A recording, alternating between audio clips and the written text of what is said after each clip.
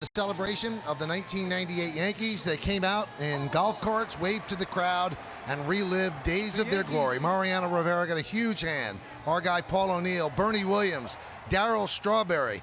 They were here one after another. David Cone and David Wells in the same car. We've seen that before. And there's quite a battery of Jorge Posada and Andy Pettit, and then Soot Zimmer, the wife of Don Zimmer, and Joe Torre, the manager of the 1998 Yankees. Derek Jeter had a video that was played for the whole crowd and for the team, and there they are, the 1998 world champion New York Yankees. A lot of people have said it, but I think the way to say it best is it really doesn't seem like 20 years, and I got a chance to live it alongside John Sterling in the radio booth. This team was magnificent. Every single day, they felt as if they were going to win a game, and when they lost a game, they were absolutely stunned. That's how good they were. And 114 wins, they could have had more if not for that slump in the middle of September. But 125 and 50, those numbers will be forever emblazoned in the minds of baseball fans and Yankee fans in particular. And to see them on the field again, it brought back great memories, those memories of an unbelievable team. And when you talk about teams in sports, as Derek Jeter said during the video, you know, just talking about one of the best baseball teams ever, you're talking about one of the best sports teams ever.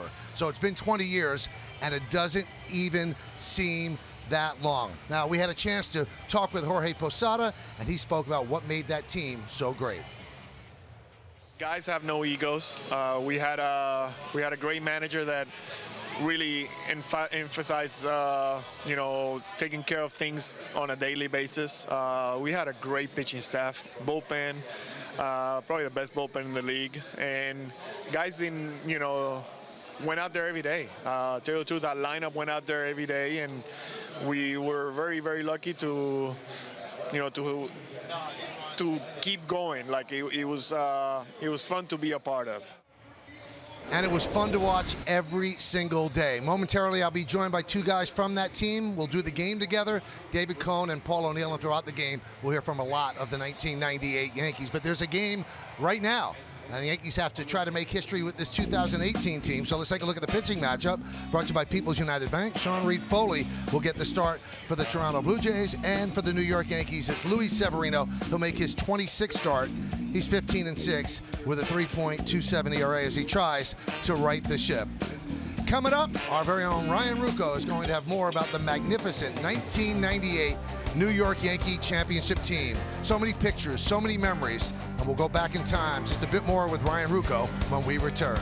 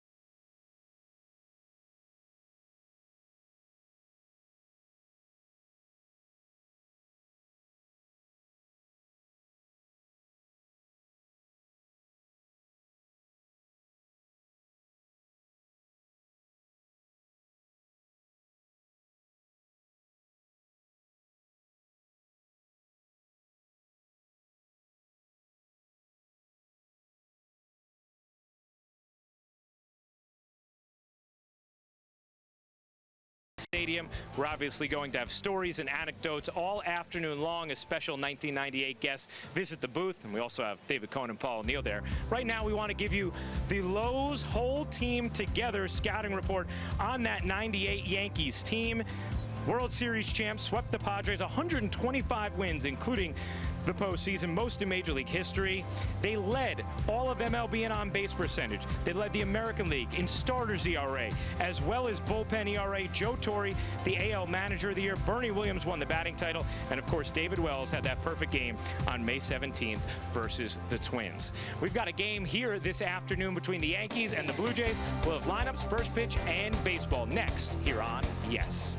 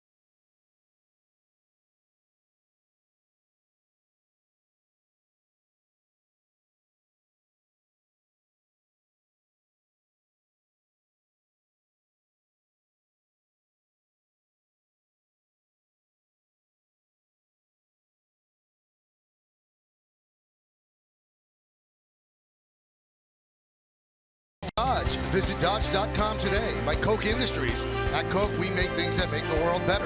And by your local Kia dealers. Visit KiaDealers.com to learn more. Well, the Yankees have taken the field, and let's join the ceremonies on the field here in the Bronx.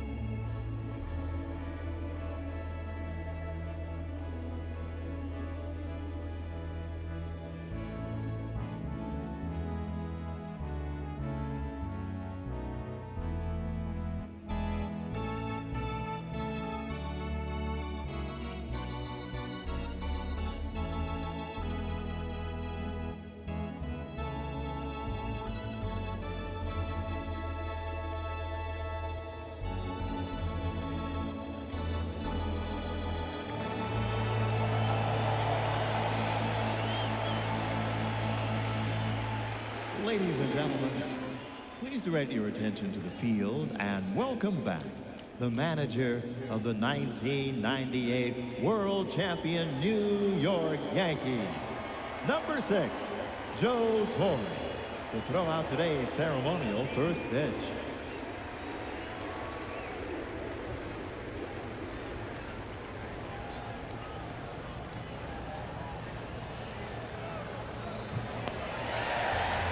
Thank you, Joe. Only fitting that Joe Torre throws out the first pitch before this game, and he was the leader of that team as well. And David Cohn, you were just out there on the field. Obviously, a big part of the '98 team winning 20 games. What did Torre mean to what you guys accomplished that year? But he was the right guy at the right time. You know, timing is everything in life, but Joe Torre was so ready for that job. He had done so much in his career. He knew how to handle the front office. He knew how to handle Mr. Steinbrenner. He was even-keeled in his level as anybody I've ever been around in the game of baseball. What was it like being out there, Paul? Well, it's always cool to see guys, and the guys you haven't seen in a long time, the core people you still run across, but you know, the stories still come out, and you know, your memory's jarred a little bit, but oh, you know what? Nobody celebrates winning like New York, and it's a neat thing. All right, so this Yankee team is trying to make its own memories right now, and Luis Severino on the mound, so we'll take a look at the Blue Jays starting lineup, which is brought to you by Lexus. Billy McKinney, the former Yankee. He's in left field leading off, batting second. The second baseman, Devin Travis. Curtis Granderson, the DH. Justin Smoke at first base. Kevin Pillar in center will bat fifth. Batting sixth, the right fielder, Teoscar Hernandez. Danny Jansen will catch. He'll bat seventh. Batting eighth, Aledmys Diaz. And he's playing third base. The shortstop is Richard Urania. And Sevy on the bump here in the Boogie Down Bronx. Looking to turn it around, Paulie. Needs to get it going. Overall, the numbers are great.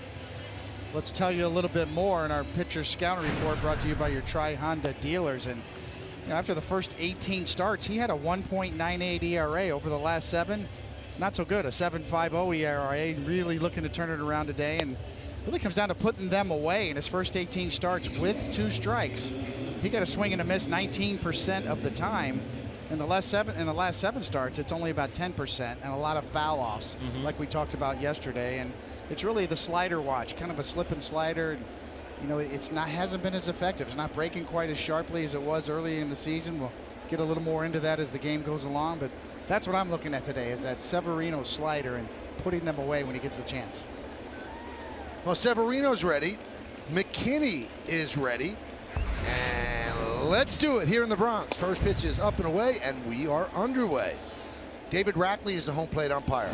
Hunter Wendelstedt at first. Jansen Visconti is at second, and Larry Vanover, the crew chief, is over at third.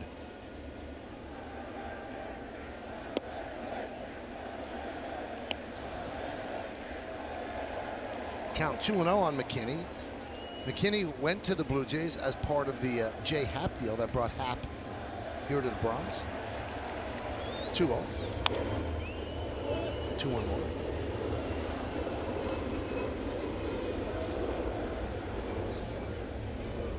Coney, you talk about that slider, and sometimes you lose it, and it's going to be, I'm going to question you throughout this game whether it's a mechanical thing or if it's just Sevy kind of wearing down in a season where, you know, he's been the man.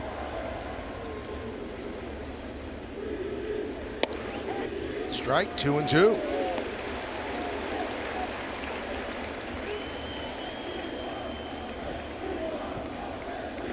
Really hasn't been much of a difference in the velocity or the spin rate on his fastball. You know, there have been so many whispers over this 7-game stretch that he's tipping pitches, and Eduardo Perez on the ESPN broadcast noticed something with the glove. And I asked Aaron Boone today if in fact that was the case. I think we had that under control. He said he's just not commanding his fastball the way he has, and he said I don't think it's about tipping pitches. Swing and a miss. McKinney down on strikes. Why don't we take a look at the Yankee defense behind Severino? It's presented by Geico. Gardner, Hicks, and Walker in the outfield, left to right. Infield, Andujar, Gregorius, Torres, and Bird. Third to first. Romine behind the plate. And Severino is on the mound.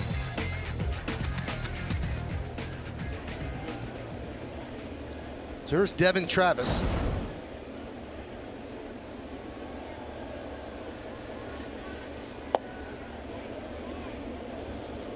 Yankees won last night in a 6.5 inning, 1-out game. Shortened by rain. And I got to tell you guys, they got it right. Because when we got in our cars to drive home, I mean, that was the most torrential rain I've ever driven in. I couldn't even see. Yeah.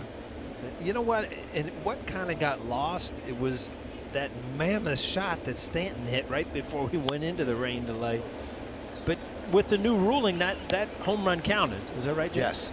And in the old days, if you did not finish that inning as a hitter, you lost your home run. I think that home run pierced the clouds. That's what started Brought the rain. Yeah.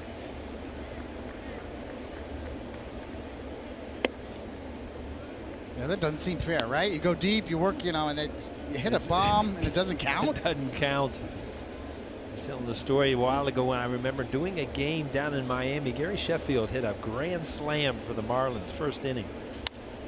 Rain out, lost it. Popped up. Torres, two-way. Let's take a look at the game time weather presented by Bigelow Tea. It's 86 degrees, it's humid, 7 miles per hour is the wind, partly cloudy, and of course there's a chance of thunderstorms. You brought the rain this year, Paul. You know what? We have moved to a rainforest. Every single day I'm here it rains, or there's a threat of it.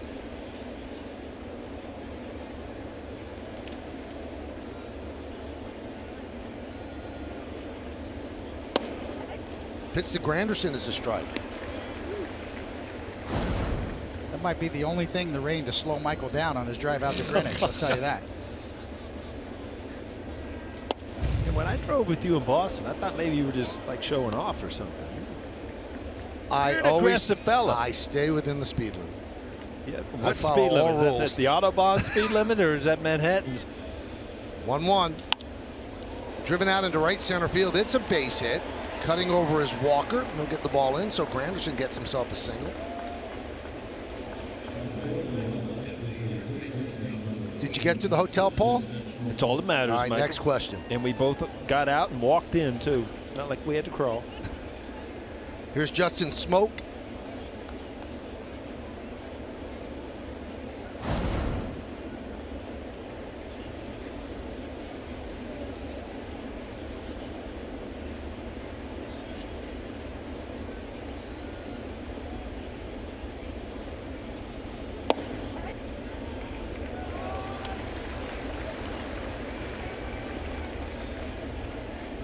How many starts does it take, Coney, before you start doubting your stuff? I mean, Sevy has been so dominant all year, but then, you know, you go through 3 or 4 starts, you start doubting yourself, or does it take you just an inning to say, you know what, I feel fine? You know, it can turn around very quickly for a pitcher, similar to a hitter. When you couple of good at-bats, you start to feel it. You know, it's a difference between trusting it and letting it go, and then kind of feeling for it, not real sure of yourself. 0-2 on Smoke. Even for the best players in any sport, really, confidence can be very fleeting. Ooh.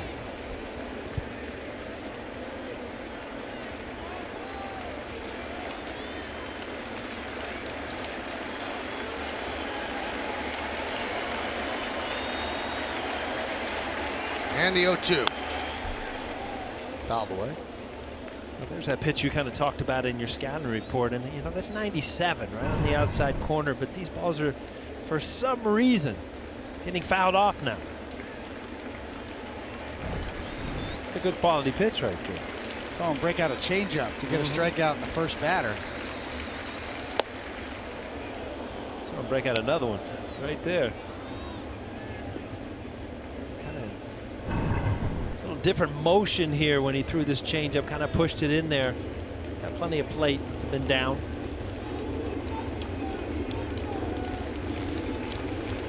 Smoke just kind of got locked up. He's hoping. Yeah. Swing and a miss. Good one there. Smoke down on strikes. No runs to hit, no errors, 1 man left. Blue Jays nothing. Yankees coming back.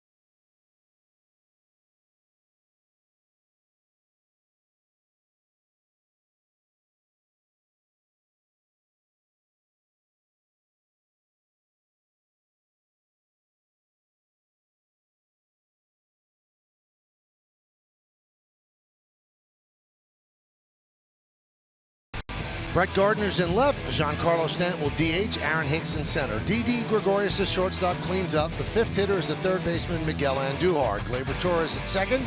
Greg Bird at first. Neil Walker's in right field, batting eighth, and batting ninth, and catching Austin Romine.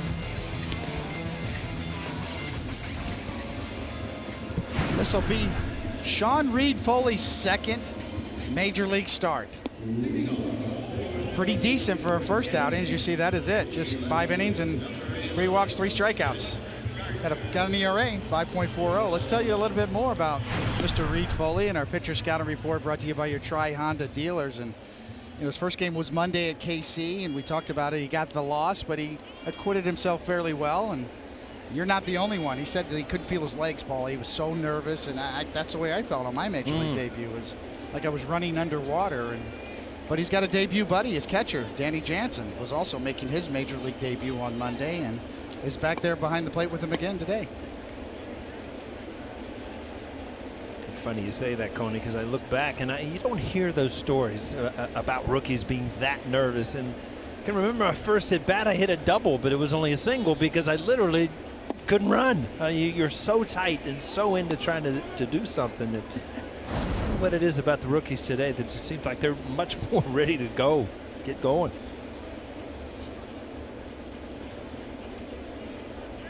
Well, this is how nervous he was. The AAA team for the Blue Jays is in Buffalo. He said this wasn't Buffalo anymore. Jansen looked real small. I couldn't feel my body. I was so nervous. I felt like my legs weren't really working.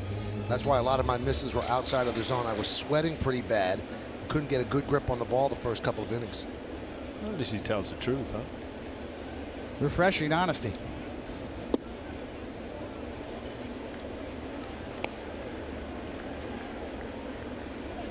So now that he's got that out of the way, hey, here's Yankee Stadium, kid. That's right.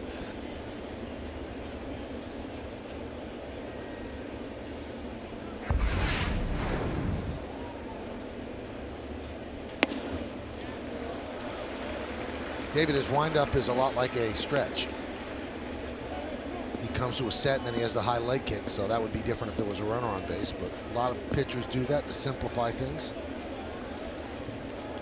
A lot of pitchers will just do a little drop step and get their shoulder square like that.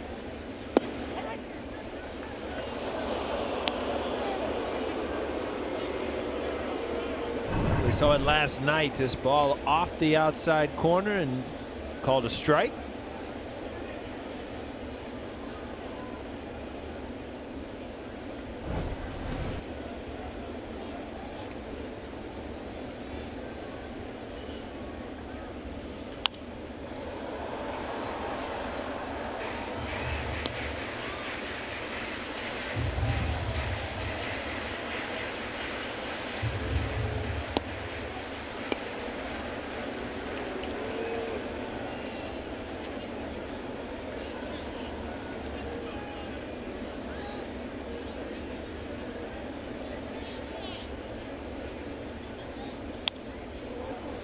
Still 3-2. Well, Gardy battling, and in the back of his mind already saying to himself, I should be on first on ball 4. But you've got to turn the page as a hitter and continue the battle, which he has done to this point.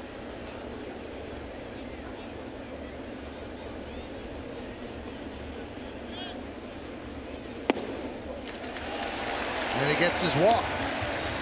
Take a look at the Blue Jays defense, presented by Geico. In the outfield, McKinney, Pilar, and Hernandez. That's left to right. Infield, Diaz, Urania, Travis, and Smoke, third to first. We told you about Jansen behind the plate, and Reed-Foley is on the mound.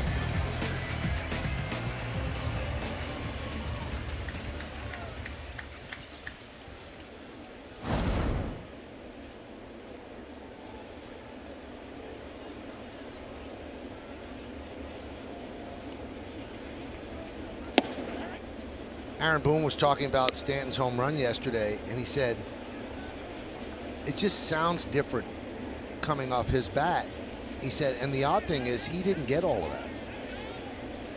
Sure got enough of it. Wow. We were kind of in mid-sentence when we're talking about home runs when he hit that blast.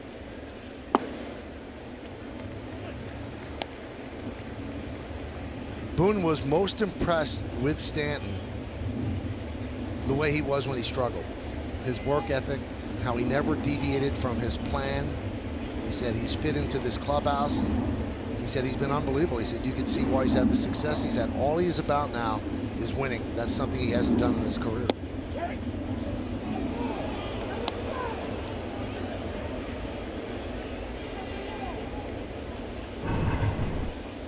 From the side, borderline at best.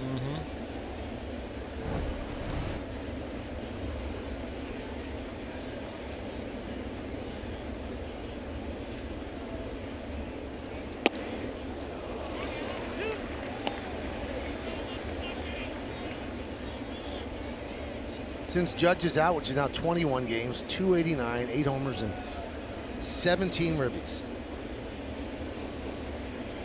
Last year he had an unbelievable August. He's having a very good August again this year. Swing and a miss. Stanton down on strikes. A lot of hard stuff, and then finally finished him off with a hard slider.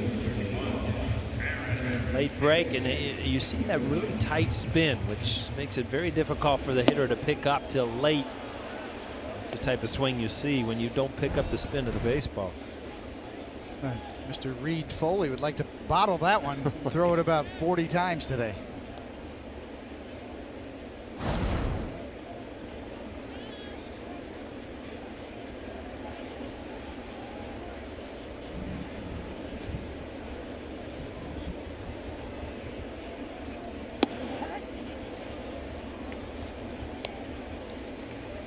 Hicks takes the strike, 0-1. They shift for Hicks with 3 infielders on the right side. Outfield fairly straight away. Pilar maybe a step or 2 toward left center.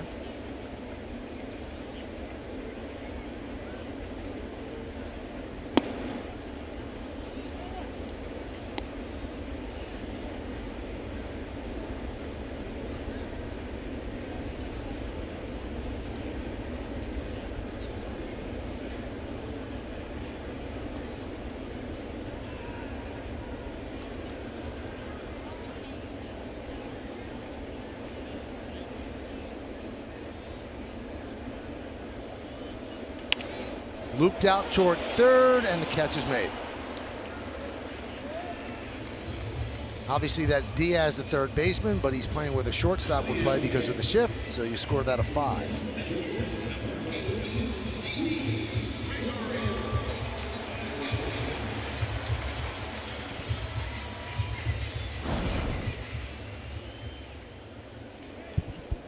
Here's Didi Gregorius.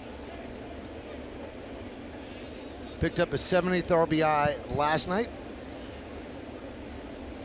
He's got 21 ribbies in his last 28 games. And he was thinking about pushing a bunt down the third baseline. Well, I tell you what, that's a dangerous pitch because your weight, you know, is on that back foot. And watch, this almost gets him in the kneecap. And that's not one you walk away from.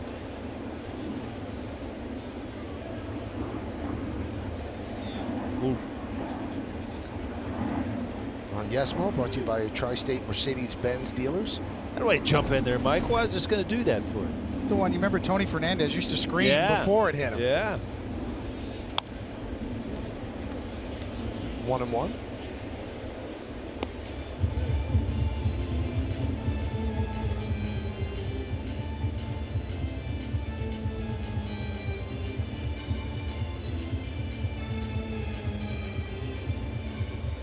A really mellow mood right now after the 98 celebration. Everybody's waiting for some action. I thought it was me, Coney. It is kind of laid back here right now. They're waiting for something big to happen.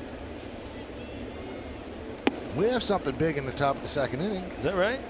Joe Torre's going to join us. He's the man. You're watching all the highlights on the board. That's a good thing about highlights from the past, Coney. You never see the strikeouts or the bad pitches. Everything's good.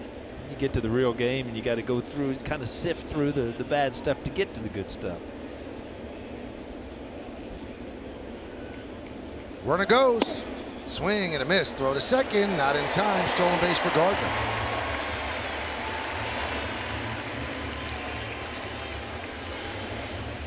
jump by Gardner, and Jansen has a little trouble getting this out of his glove. Bad grip. The sales on it. 252nd stolen base, which is significant because it breaks a tie with Willie Randolph for third most in Yankee franchise history. Willow in the park to watch that today. High drive, right center field. Hernandez on the run, looking up. See ya! A two-run home run for Gregorius, and the Yankees take a 2-0 lead.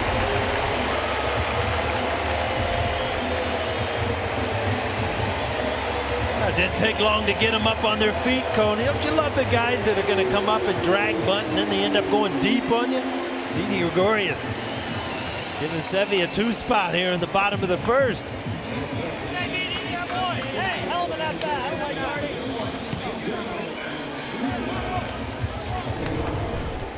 From a kneecap to a bullpen shot. The ball up in the strike zone, and Didi, when he stays over the plate, he still has the ability to hook that pitch, but he didn't pull off of it.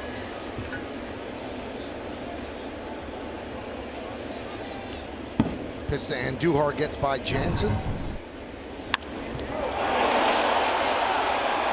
His balance kind of over the plate where he's not pulling off the baseball, and that's where, you know, you have the ability as a hitter to still really put the barrel on the ball on that outside pitch.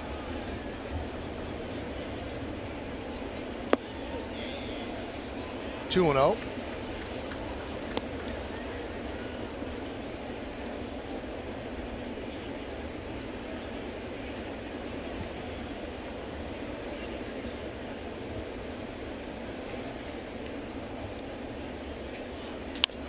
Chop to third. Diaz gets Andujar, and that'll do it in the first. 4 world championships with the New York Yankees, permanent residence in Cooperstown. Joe Torre will join us in the booth next.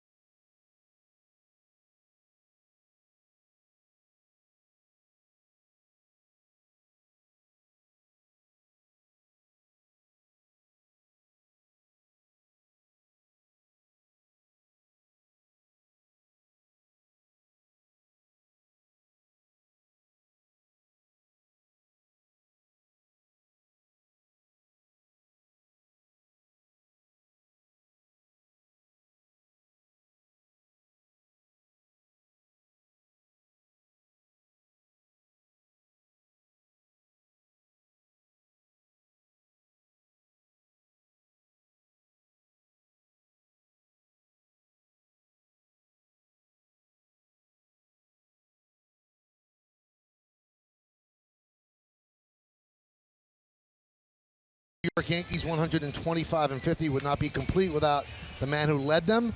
Joe Torre, the Hall of Fame manager, joins us in the booth right now. Joe, thanks for coming on. It's a pleasure, Michael. I said in '96, I'll see you in a couple of years. Kept your word. We are. It was a great group. And the one thing about it, when you see guys for the first time in a long time, you say, what are you doing with yourself? I don't have to ask these two guys. But yeah, it's fun. You get together, and Paulie and I have talked about this many times. It's just so warm, you know, for a group of players from different parts of the country and the world. Was there a point in that season where you turned to Zimmer and the rest of your coaching staff and said, this is special? Yeah, I mean, just the resolve every single day, and you heard Derek say it, and I know Paul O'Neill has said it, you just wanted to win every day. You want to win every day, and when, you know, basically as a manager, you stay out of the way. And you know, because these guys, whether it was you know, the sour taste in our mouth from '97, which I know these guys have talked about, because I remember I had to peel Bernie Williams off the steps. He made the last out in '97, and it was unbelievable for him. He just couldn't believe he didn't get ahead. Excuse me. And then Paul O'Neill hit the double. Pilar, fly ball to left. And I went out to take him out for a pinch runner, and he's at second base, and he's saying to me, "Skip, I thought it was out. I thought it was out." That's what stinks about being a line drive hitter. You know, you can't hit him out when you need to. But no, this '98 club was unbelievable. I used to make a joke because, you know, in years past, I never won on my birthday. You know, and I said, we even won on my birthday. And then somebody said, you won on everybody's birthday. Here is Hernandez. Joe, it's been well documented. We talked about it yesterday on the radio. There were kind of two speed bumps during the season, 1 and 4, which is a really early speed bump. Why did that concern you enough to have a meeting? Well, you know, you leave spring training, you always leave with high hopes and ready to go, because you know that last week or so always becomes very long for the players, especially. And you know, we started on the road 1 and 4, and we knew we were better than that. And I know I had a meeting 1 and 4 in Seattle, and the man on my left, David Cohn, took a big part of that meeting, because I wasn't mad at anybody. It was just the fact that it was disappointing the way we were playing. And you know, we won the last. I mean, I think even we lost that day. So my meeting didn't motivate anybody. All I can say, they waited until it sunk in, you know. But you know, we finished that road trip winning the last 2, so we were like 3 and 4. So that was, you know, that was okay. And then I saw George at the welcome home dinner. He says, "You're my guy," and I knew better, but you know. I was gonna say, did you really believe it? Got you through the night, though, right? But you know, I was still riding the high. I mean, my guys were very special. They were fun to be with. I look forward to coming to spring training because, you know, they were grown-ups. You know, we had 60 guys in spring training. We knew exactly who the 25 were going to be pretty much when we left camp. So, you know, once we peeled it down, I think everybody was anxious to start the year. Here's Danny Jansen. And the other speed bump was in September. You guys won 114, which is hard to believe. You could have won 122, but you had that little dry spot in the middle. Yeah, I mean, we did. And, you know, I'm glad we had it then as opposed to, you know, when the playoffs started. Jansen going to get himself a double. Maybe. A quick call there, Michael. He got it. There you go. And I remember that. I know I mentioned it on your show yesterday, Mike. We had that one game in Tampa. We played awful baseball, and I had a meeting after the game, and just saying that, you know, we scare everybody. They don't want to play us, and now we play a game like this. And I look in the corner, and there's, as these two guys know, there's Bernie Williams shaking his head, yes. And I had to turn away because I knew I was going to start laughing. He might have had earphones in. He might have been playing guitar in his head or something, you know? That could have been. Here's Diaz with a runner on second. Yankees lead 2-0. We're talking with Hall of Famer Joe Torre. It's funny, Joey, you say now that I look back at your meetings, and, you know, a lot of managers have meetings, and they're screaming and yelling and this and that to try to make, you know, pump up. And you just use the word disappointment. And it's just like, you know, as a player, when you know your manager is disappointed, it's almost like your father being disappointed in your grades or something. You know, you do something about it without, you know, the screaming and the yelling. I never looked at your meetings as something that you walked out of there feeling worse. You always felt like, you know, we were going to get better. Well, I always try to end it on a positive note, and I always tried to have a positive message. You know, I always felt baseball, because 162 is the game of life. You live it every day. And if you start getting too pumped up, you know, it's not going to last. You can't maintain that. So I just, you know, tried to deliver a message. Joe, we'll see you next year for the 99. I look forward to that. And then the year after for the 2000. And then we can talk about, you know, David Cohn's relief appearance. Now, hopefully we have a little longer innings. Denny Nagel will be here with us. Wow. Well, you guys are cold up here. I'm afraid to leave now. Thanks for coming.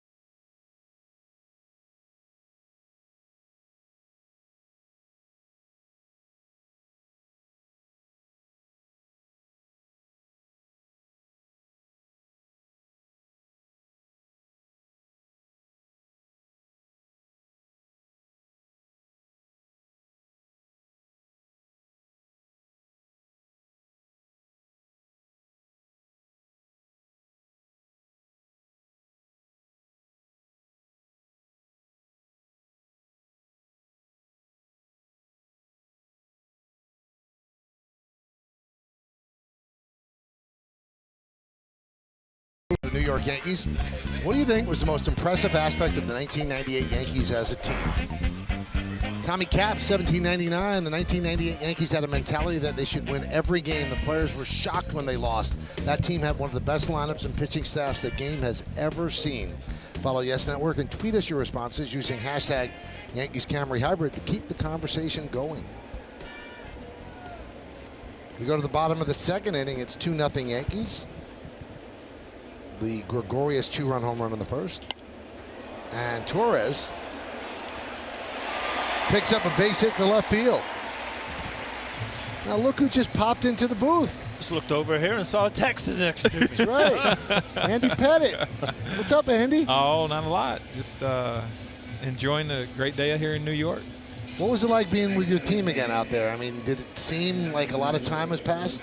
It does, yeah. It sure does. And it does when, I guess, when you start looking around and look at all of us and everybody's, you know, again, everybody's, I think, making a great joke of it. I'm a grandpa now, and so that makes it fun. But, you know, it seems like it's been a while, but then yet it's man, it goes by fast. And so it was great. It's always fun to see the guys, to be back in New York and to kind of reminisce on what we were able to do. That was obviously an extremely special group.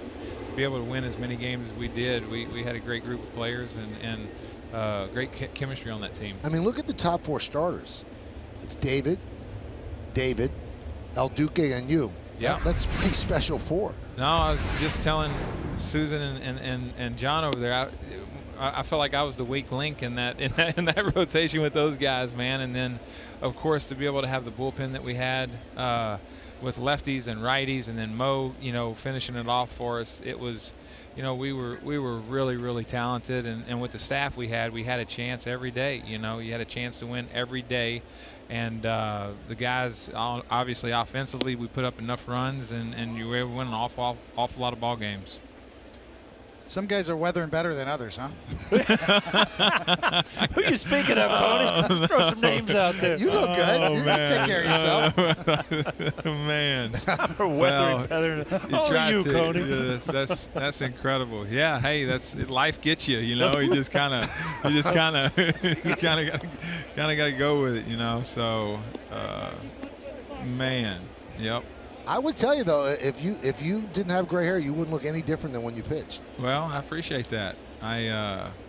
You know, I've been in the mountains for the last 3 weeks, kind of chasing after, doing a little bit of hunting and lost a little bit of weight. But, you know, heck, we're getting older. You got to try to keep yourself somewhat in shape. I got a horrible history of heart problems in my family and stuff like that, so I try as hard as I can to try to keep a little bit of weight off. Gleyber Torres took off for second when the ball was in the dirt, and then Jansen threw it into center field, so Torres is on third. Again, it looks like they're going to try to run on Jansen a lot, and it throws late here and just airmails. Gleyber Torres gets a good read off to third. What's your favorite memory of '98? Oh, man, it's so hard. Again, I think about this and just, you know, it's so hard to just remember stuff, I feel like, from 20 years ago and pick out things. But, again, you know, Brocious mentioned it. The one thing that stands out to me was Shane Spencer. You know, towards the end of the year, it seemed like he was hitting a home run every day. You know, the World Series for me was kind of a blur because my dad had a heart attack and had open heart surgery, so I missed like 2 games, and I met the team in San Diego and pitched Game 4. So that was a really, you know, it was kind of a blur for me. But, you know, Tino's home run in the World Series stands out. Yeah. Brocious hitting the home run off Trevor Hoffman to dead center field in the World Series. You know, when they brought him in, I think early in that game to try to get a win, it was just. So those are a few things that kind of stand out to me. How about your performance in Game 4? You just stuffed him. Yeah, it was good. I was very excited, like I said, for what I had been going through. I flew in that night, I think, the night before, and was able to pitch well, and that was huge. I mean, it was very important for me to be able to do that, and it was fun, of course, to be able to do that. But not a whole lot of pressure on me. You know, we're up 3-0. Yeah, we had taken care of business before that. So but that was the '98 team, right? When we didn't let up. Yeah. You know, and yeah. I remember talking to a few of the Padres after Game 4. The game you pitched, you just literally stuffed them, and then they threw their hands up. They go, this guy's pitching the 4th game. And what do we do now, right? He could have easily pitched the 1st game. We had interchangeable parts in the rotation.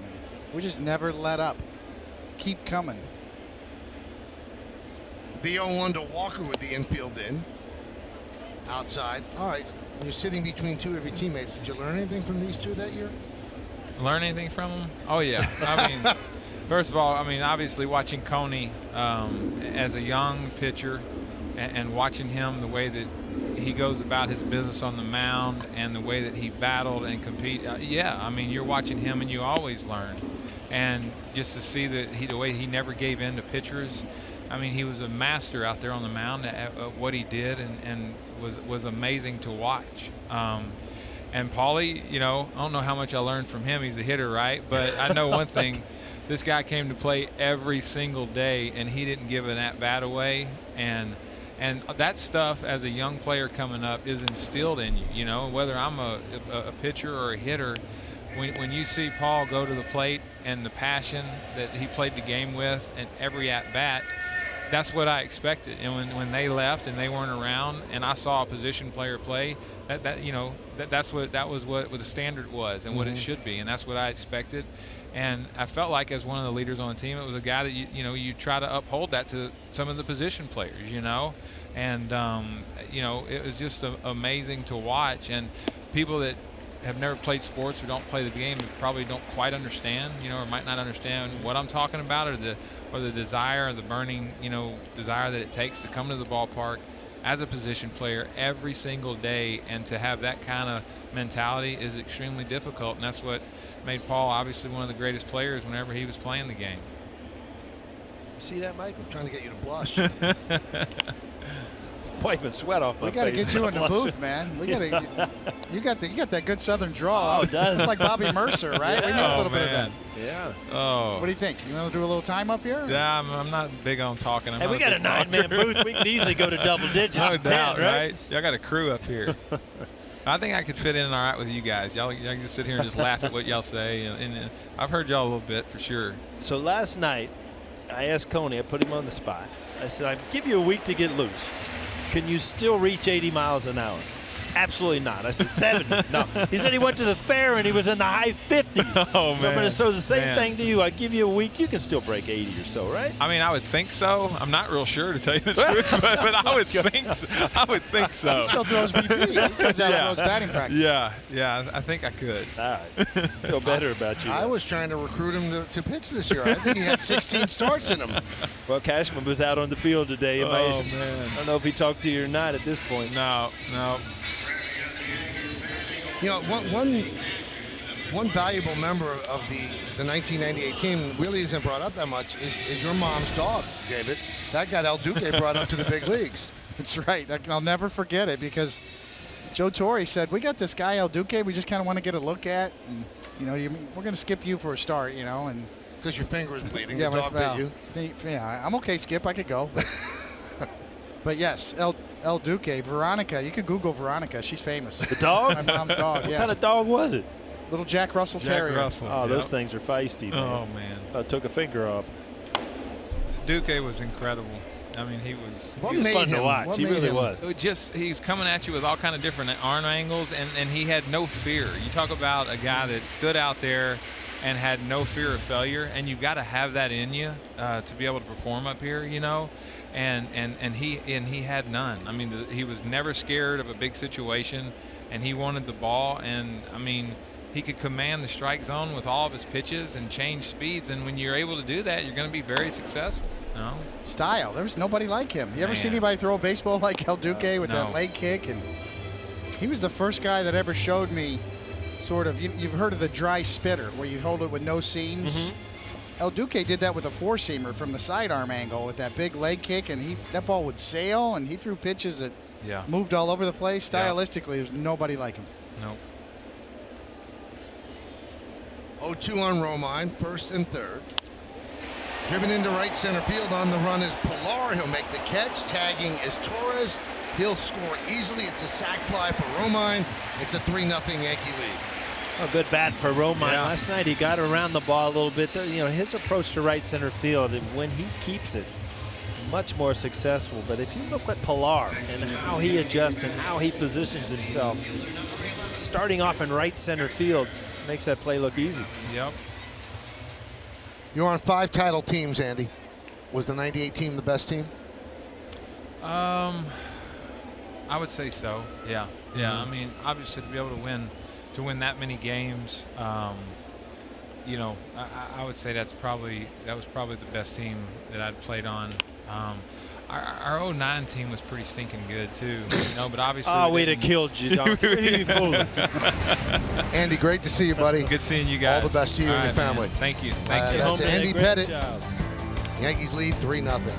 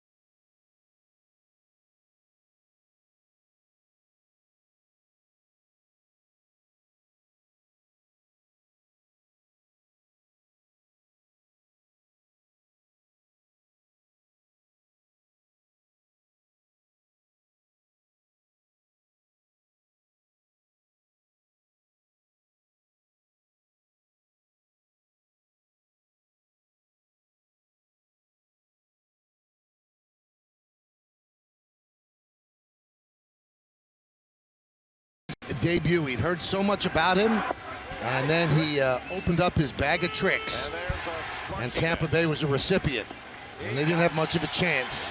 Duque dealing. And how did Duque get in the rotation? This little dog, Veronica. There she is. There she is. So you were petting Veronica, and Veronica wanted no part of it. Well, she was a puppy at the time. And, you know, Jack Russell Terriers, their little baby teeth are like hypodermic needles. And, yeah, we're playing tug of war, and she just bit up a little too far and got me right on the side of my pointer finger, right where you hold the splitter. Nice. I could throw a split finger and kind of needed that pitch. And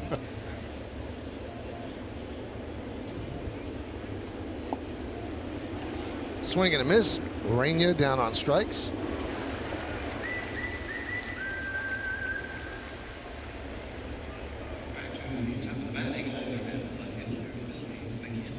Great time for Severino with the 3-run lead to really find, you know, what he's been missing his last 3 or 4 starts. And so far, Cody, you said it, I mean, slider's much better. Location on his fastball has been much better, and his velocity is always what it is. Here's McKinney. Now, we heard from Brocious in the video message and from Jeter, and we're talking about El Duque, and we certainly don't want to slight 2 other very, very important members of that team. Chili Davis is the hitting coach of the Chicago Cubs, and when Darryl Strawberry got sick, Chili, who had been injured for much of the year, slid right in and did his thing, and, you know, splitting catching duties with Jorge Posada was Joe Girardi, and he was a big part of that team as well. absolutely, and he was a great mentor to Jorge Posada. Actually did everything he could to help Jorge take his job. You heard Joe Torre talk about it. We saw it with Derek Jeter. You know, it sounds like a cliche. Oh, we just come to win. We just want to play. We're team guys. No, the proof's in the pudding. How you conduct yourself. And Joe Girardi was the epitome of that.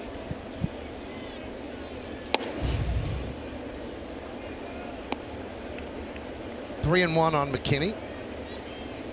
I mean, there's, Paulie, you know it. There's lip service, and everybody says, yeah, and I just want to help the team win. And then there's really a buy-in. And if you have that buy-in, then you're comfortable. Everybody knew their roles. 3-2 on McKinney. You know, our B team that year, you'd roll out Tim Raines and Straw. Yeah. Yeah. Homer. How many times did Homer Bush come off the bench and steal second, steal third, and score a run? I used to tell the story to the kids. You were talking about the whole aspect of being a team, and I said, so how many of you kids have heard of Derek Jeter? And everybody would raise their hand. Now I'm talking little kids. And I said, now, how many of you heard of Homer Bush? And they really look around like, Homer Bush. I want to tell you a story about Homer. Every time that guy stepped the foot on the field, it seemed like we won. He was a huge part of the team. And my point was to these kids, you don't always have to be the best guy on the team to be an important part of it. And that's what I was trying to get. I don't know if they understood it, but that's what I tried to get. A couple of other guys that were part of the team, Ricky Leday and Mike Stanton. Mike Stanton now does analyst work, pre and post game for the Astros.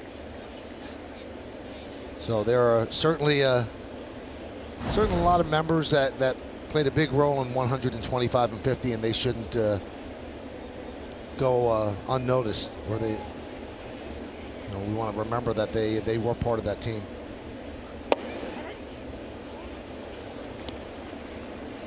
Oh, and 1 to Travis.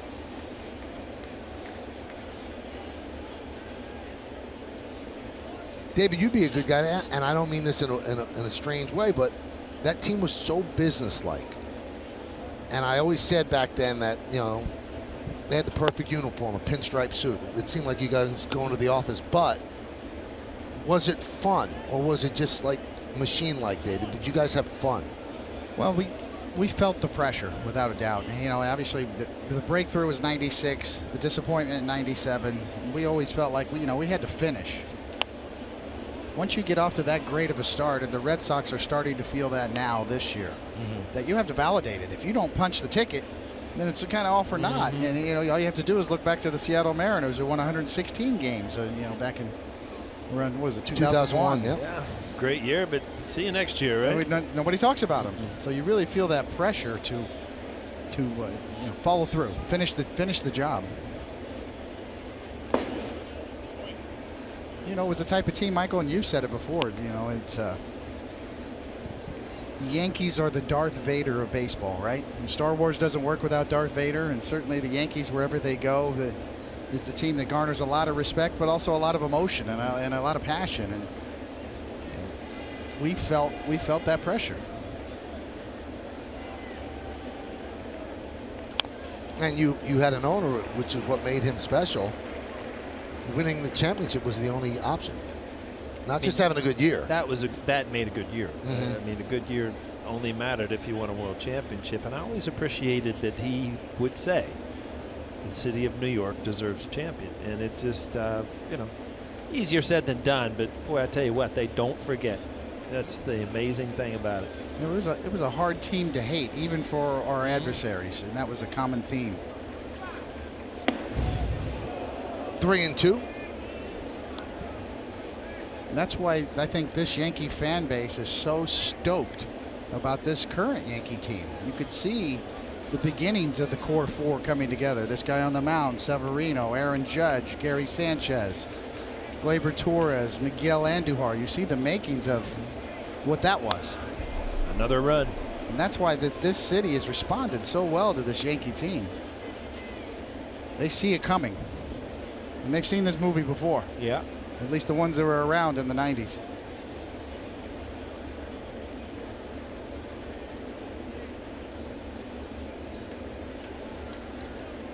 So McKinney was going on the 3-2 pitch, and Travis fouled it back. One out here in the third. 3-0 Yanks. Throw over, got him. Wow. Quick snap throw. The old shortstop days from Sevy went down under, but it was a quick throw right on the money. Got him leaning. Not even close, right? Uh-oh. Boy, that's a bad feeling when you get caught leaning. Boy, they went to school on when he went before, because he had a walking lead. with 1 out, and they knew they'd throw over. They probably had a chance. Fly ball into center. Right there is Hicks, and that'll do it. No runs, no hits, no errors, and nobody left on base. We'll go to the bottom of the third. 3-0 Yanks.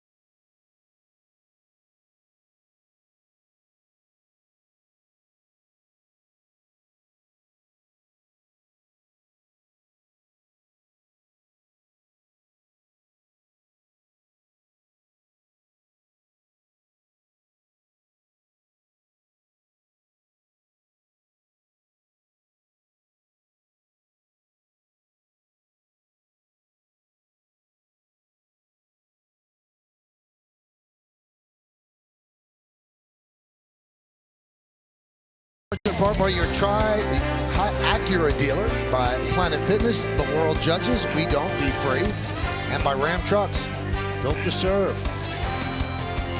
Well, I got thrown. That was such a beautiful shot of Joe Torre signing that baseball. That was very, very cool. Giancarlo Stanton will lead off the bottom of the third inning. Swing and a miss, and we'll take a look now at the Jeep Hitters scouting report on Stanton. Well, he's definitely carrying the load since Judge has been out. 8 home runs, 17 RBIs, which is most in the American League. Much more consistent at bats. I mean, it looks like he owns the batter's box now. He is as advertised. This is what he's on pace for 41 home runs and well over 100 RBIs. So he has stepped in to that offensive mode that he had last year. Rolled foul down the first baseline.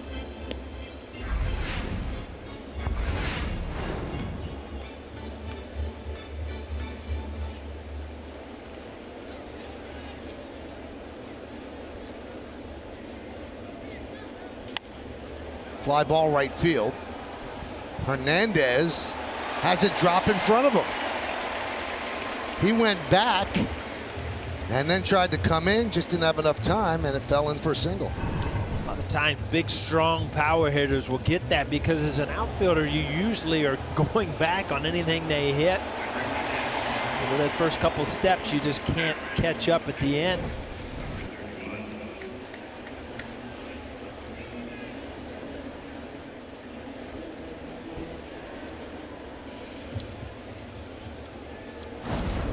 Here's Aaron Hicks, popped up to third in the first.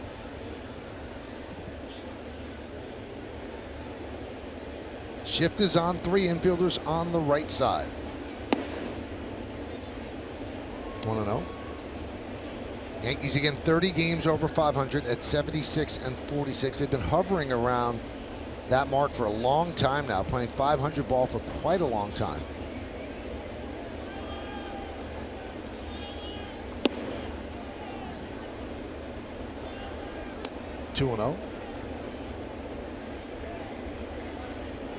It's really the two teams in the East that they've really struggled with recently. The Red Sox, the sweep up at Fenway, and then the Rays have really given the Yankees problems this year.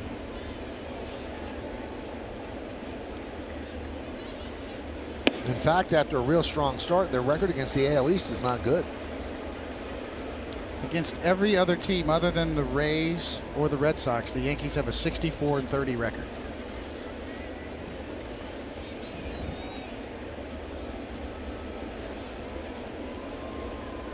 And they're 500 against the Orioles. 3-1.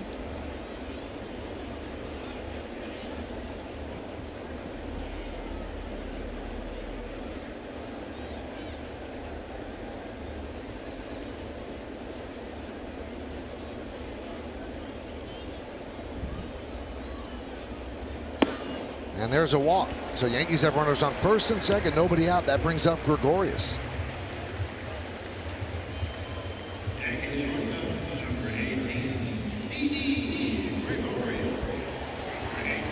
In the first inning, Gregorius went yard. A 2-run home run, his 22nd of the year. All of a sudden, those numbers, you look at those, becoming impressive again. Over 270, 22 home runs. And just consider this, Paul. His May was about as bad a month as any player could have. If he just had a below average month, his numbers would be so much higher. You're knocking at the door of 100 RBIs and probably closer to 300. But I mean, he got off to such a great start. You expected possible cool down, but boy, 098, that was just not Didi. It is remarkable. I mean, the best player in baseball in the first first month of the season, to the worst for the next month. And now settling into just overall solid, great defense. Yeah. Middle of the order hitter right now. I don't know if you guys agree, you played other sports, but to me it's the most puzzling sport. In basketball, LeBron James is never going to have like a 10-game streak where he scores like 6 points a game. In baseball, it just goes away for a bit.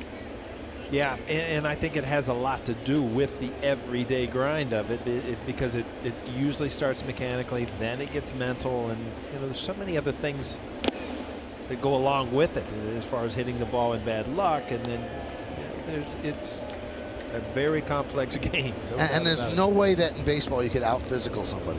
You just can't. And you can't try any harder. That might even make you worse. It's one of the reasons why I like the analytics and StatCast, because you can kind of carve out the luck factor a little bit. Who's hitting in bad luck, who's pitching in good luck. Gregorius swings and misses, one away. To me, that's the biggest deal for me that attracted me to really sabermetrics and analytics as we get a look at Didi. Kind of an afterthought there, you know, the ball sails up and away and Didi just could not hold up. It's kind of another way to look at the game. It's not the end all. It's, you know, it's still the human element to the game, but the analytics can kind of teach you and then peel back the layers about who's really doing what. And pitcher's trying to stay off of the barrel, produce soft contact. The hitter's trying to produce hard contact. That's what exit velocity is all about. You know, when they first put the radar guns on the board for the pitchers, everybody was like, oh, you know, okay, but it was accepted pretty quickly. It's pretty easy when Chapman's throwing 103 miles an hour to get into that. And take a little longer for the exit velocity side, but it's really very simple. It's amazing. It's not accepted by old-time baseball fans. They think, well, you know, why do you keep giving exit velocity? Well, they're actually making decisions on exit velocity. If a guy's not hitting the ball as hard as he's been, they're looking deeply into why it's happening. It's a big part of the process now. It's just another piece of the puzzle. When you get a large sample size, you can see a trend appear on who's really doing what.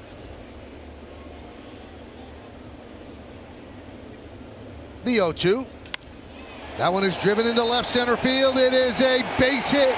It'll be another extra base hit for Andujar. Stanton scores. Here comes Hicks. He'll score. It's a 2-run double for the Yankee third baseman. It's 5-0 Bombers.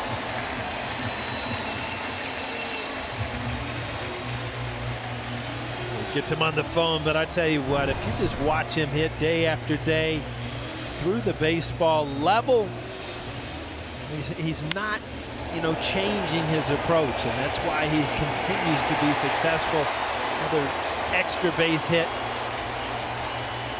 Again, but what we were talking about last night, an opportunity with an injury, and boy, he has just run with it and become the third baseman of the future here for the Yankees. Double number 36 on the year for Miggy Doubles. Starting to see his name right alongside of Joe DiMaggio as far as rookie doubles leaders in franchise history, and wow, climbing up that list. Also his 59th extra base hit. Boy, this is a very strange. You got to explain this to me, David. That was not Pete Walker. That was John Gibbons, and he did all the talking, staring right into the eyes of Reed Foley. Had no intention of taking him out. What was he doing there? I think a little challenge for the young guy, saying, hey, forget about it, keep throwing strikes. You know, this is the time when you really want to evaluate a young pitcher. So I think that's what Gibbons was doing right there. It's like, hey, let's go. Even though we got somebody warming up here, I'm going to give you another shot here. Show me what you got. Give me some innings. Here's Gleyber Torres. Grounded up the middle. Travis is there. And the throw is high, and Torres beats it out as Andujar moves to third. So that'll be an E4 on Travis. Well, Gleyber Torres beats out a big double play last night to score a run. He gets down the line here. You see the ball come up, kind of handcuffing. Probably never got a good grip, kind of a palm ball. Goes high.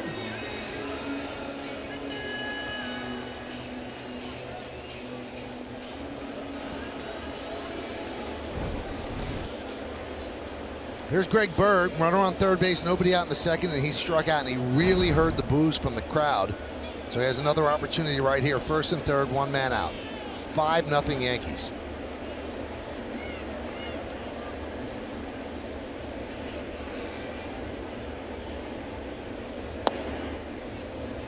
One and 0.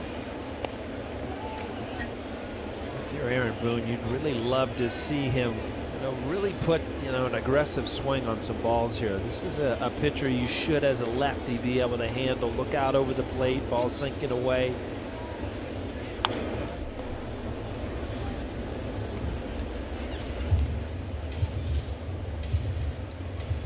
I've said it many times, when you struggle as a hitter, a lot of the times it's because you foul off a lot of pitches early in the count.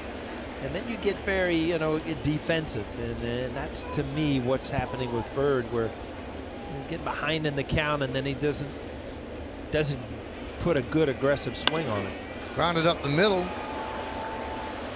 Urania will fire to first. They get the second out. Scoring is Andujar. So a ribby for Bird. Moving to second is Torres. 6-0 Yanks. Well, again, you walk back to the dugout as a player knowing you got the job done, but you're looking back at how it was accomplished, and it was kind of a half swing, kind of in between, just not having everything together. You see, this is just not a good, powerful swing on a kind of a hanging slider. It's kind of what we've seen, right? Out in the classic, out in front of the off-speed stuff and behind the fastball. Did you ever go up there looking for a fastball when you were in a kind of a little bit of a... Yeah, I was dead on the fastball because I adjusted down better. I had no ability to look breaking ball, which, Tino, Posada, guys like that, they were really good at it. And it goes to show you, different hitters do different things. I used to tell people I was the only guy in the league that even looked fastball off Tim Wakefield. That's just, I had to do it in my mind. And I got one my whole career. What'd you do with it? I hit a double to left center field. I was looking for it, Michael. It took me 3 years to get it, but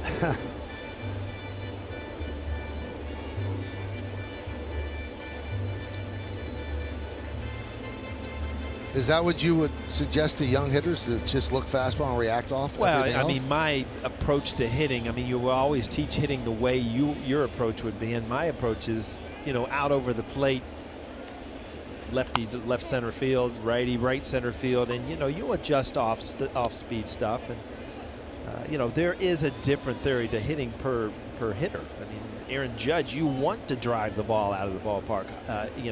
Torres, when he got up here, his ability to adjust and use the whole field made him unbelievably successful. Now he's getting a little pull conscious, so you got to know what you do well, and you try to get better at it.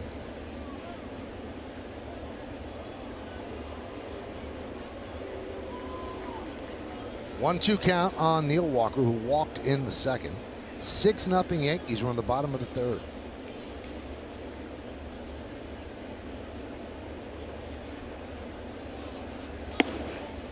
Two and two.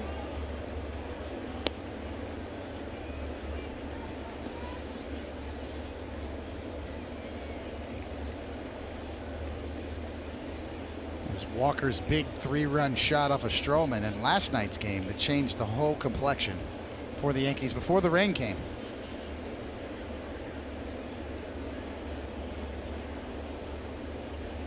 It's a bit high. Bit high and a bit wide. That's a VWP. Very wild pitch. Is that an official stat on your book over there? It is now. Need Bob Uecker to call this one, right?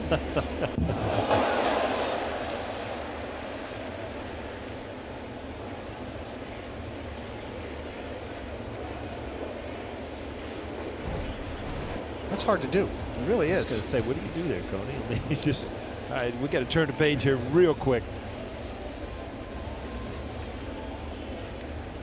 Swing and a miss. Walker down on strikes, but the Yankees get 3 more on 2 hits, 1 error, 1 man left.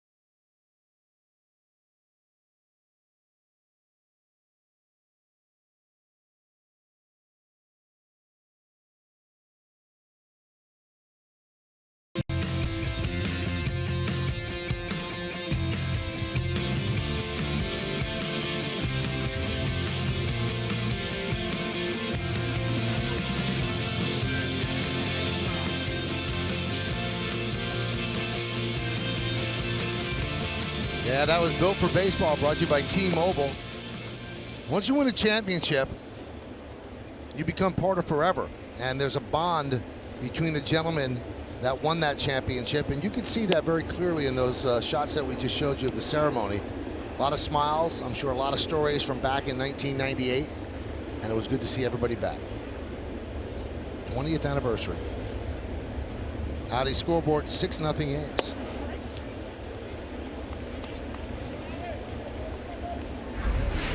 2-1.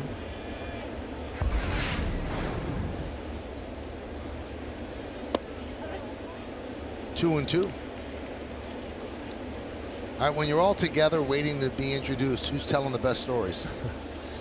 Raines never stops. Tim Raines was, you know, a big part of the personality on that team. So, you know, that doesn't stop. And then what Boomer does behind scenes, I mean, that usually draws a little attention. But and Coney always has a few comments here or there. Granderson works a walk. Tim Raines really, I think, had an impact on Derek Jeter early in his career. And Raines is just one of those guys. And, you know, Michael, you talk about workplace environment. And here's Pauline Raines going in. That's he used rock. to just walk in and see, I told him, I'm getting you back. He slapped me in the back of the head for years. I was just getting him back. He's always laughing, always upbeat. Rock. Hall of Famer. It matters. It matters up here in the booth, workplace environment. Michael, when you show up grumpy, it impacts the whole team. See and that? Vice versa. I know. That's why I listen to his radio show. If he has a bad show, I don't even want to come. Look at Rock. Pretty good player, huh? Good clubhouse chemistry guy, and believe me, it matters. No matter where you are or where you work, who you work with matters.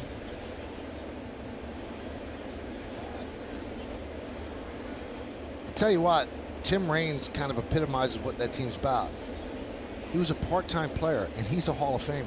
So he accepted a role and knew that that was the best thing for that team. Got big hits, but didn't play every day. He's coming off the bench.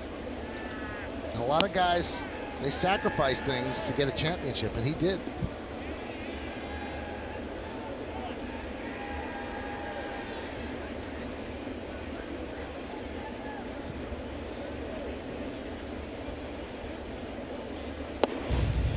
David, I'm so rarely grumpy, so. You know, just using it as an example. Has happened before, huh?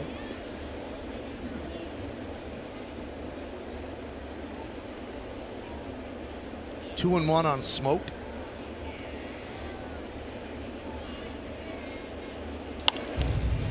Two and two. David, you see anything different from Severino? He's been good. I mean, Paulie mentioned it. You know, you got 6 runs to work with. You can kind of relax and just let it go. But through the first 3, you know, 32 fastballs, 12 sliders, 7 changeups, and much better slider. Even though he only had 3 swings and misses, and 2 of the hits were off of the slider.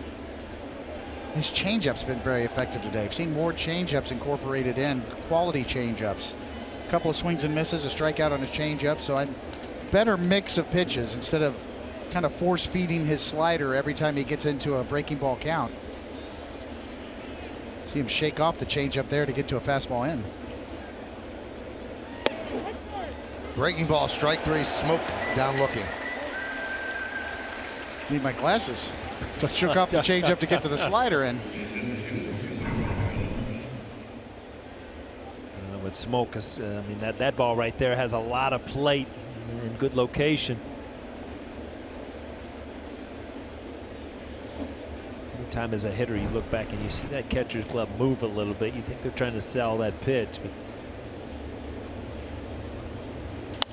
well, Michael, you know, to kind of further expand, just to put a bow on this, you know, going to the analytics again, evaluating Severino, and now the pitching coaches and organizations have so many more tools to go to and analyze rather than just the old eye test. Well, I think he needs a little this or a little that, but you know, according to the analytics, and Mike Petriello, who's a great analyst over at Major League Baseball, did a research column on Severino and talked about his slider in particular over the last 7 starts. It's getting less drop, about 3 inches less on side-to-side movement and downward tilt. So there is something very different about his slider over the last 6 weeks or so, and it's showing up in the analytics in terms of vertical and horizontal movement and spin rate. Just hasn't quite been as crisp or sharp. Swing and a miss.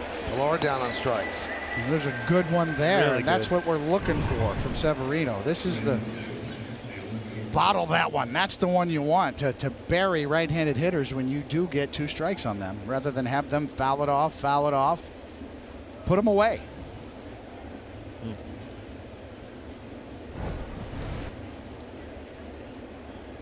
The Severino slider, an elite slider, especially early in the year.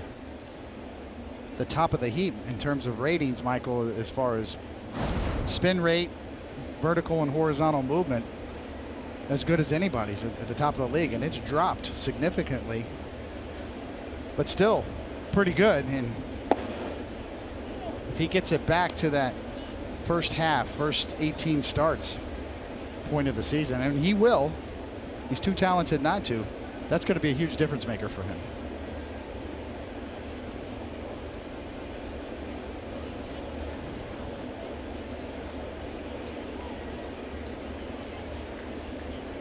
It just seems so odd. His first 18 starts, 13-2, 1.98. 13-2 is a product of team scoring runs, but 1.98, he owns that.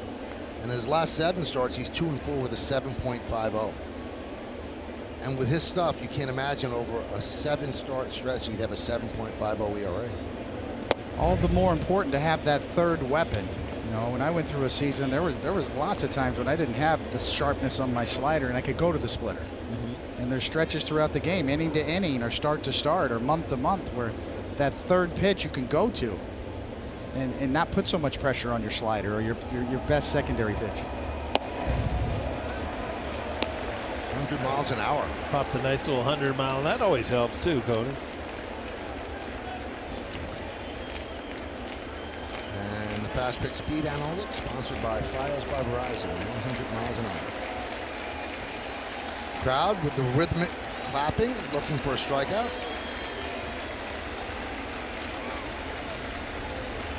Runner goes, swing and a miss. That'll do it. He brings up 3 strikeouts in the 4th. No runs, no hits, no errors. 1 man left on base. We'll go to the bottom of the 4th inning. So far, all Yankees.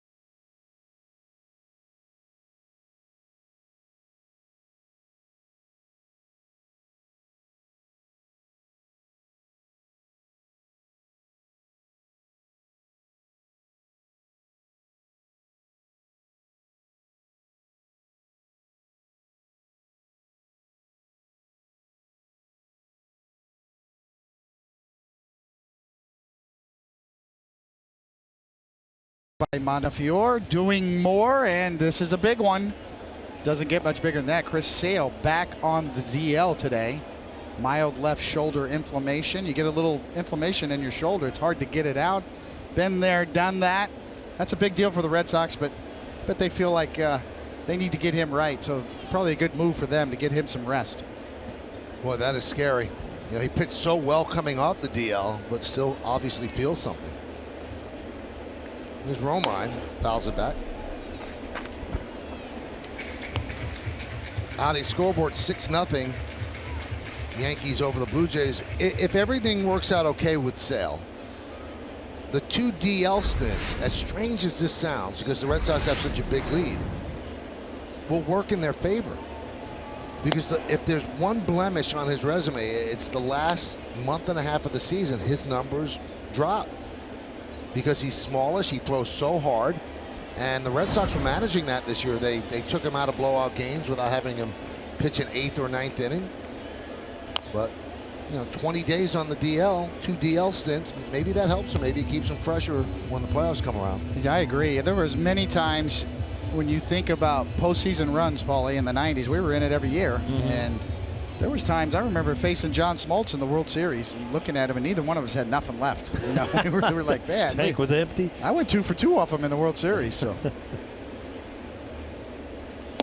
I tell you, I don't know if you're too far away from teams intentionally giving some of these guys with the DL going from 15 days to 10 days, just a little break, you know, early August, just to give that arm and that body and that mind just a little rest, and you might find out that these guys coming down the stretch might even be better. I agree completely.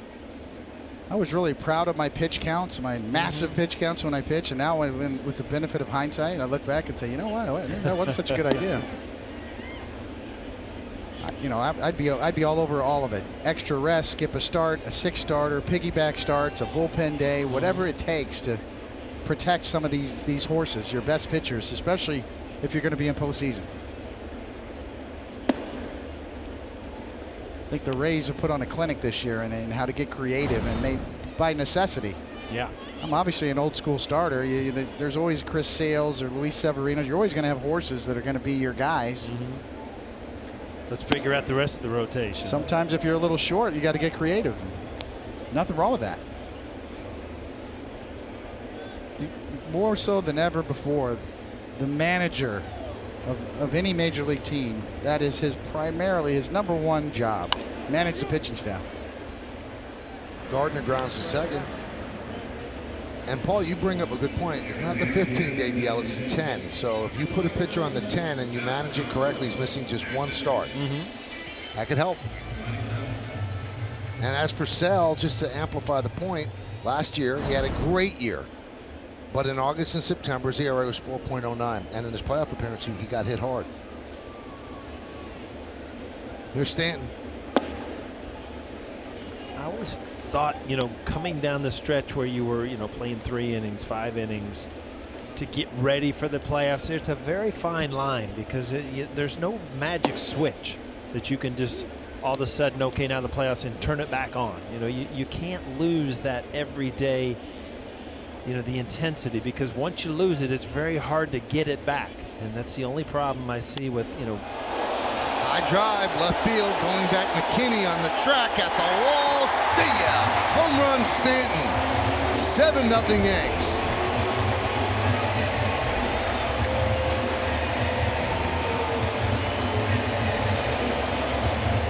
It's becoming an everyday thing, Cody. Carlos Stanton, I tell you what. And we talked about his consistency, and when he gives himself the opportunity to have good swings and an at-bat every time up, this is where you're going to get. I mean, he is just that strong.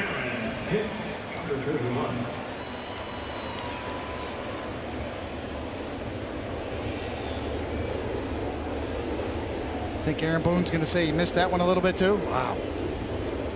I don't know, but this is all of a sudden you look out, and this is what you expect when the Yankees play a team that they should beat. 7-0. Ball right there. Ball way out of here.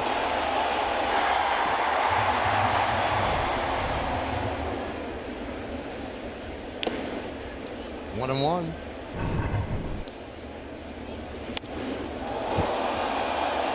I mean, he just you'd almost laugh at it when you see it, when it's all in sync, and he just clubs it and then just stands up and watches it, just drops the mic.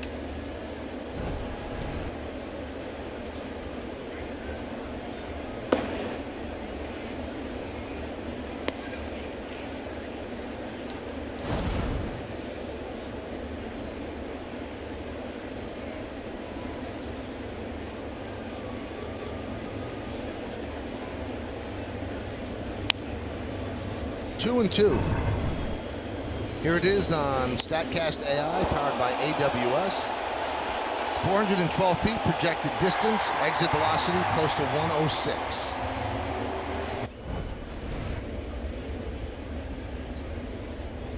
Well, since Aaron Judge went out on July 28th, Stanton's had 9 home runs. The most in the American League, and the second in Major League Baseball to Ronald Acuna Jr.'s 10. So Hicks goes down on strikes, but another Stanton home run. Home run number 32. RBI number 79, and when it lands, the Yankees have a 7-0 lead.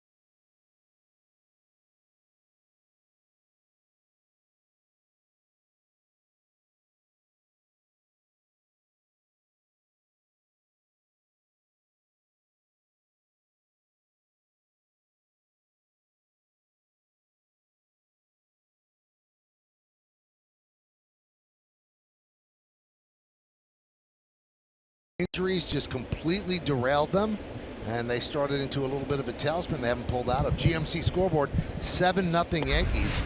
And the pitch to Jansen is inside as we start the 5th inning.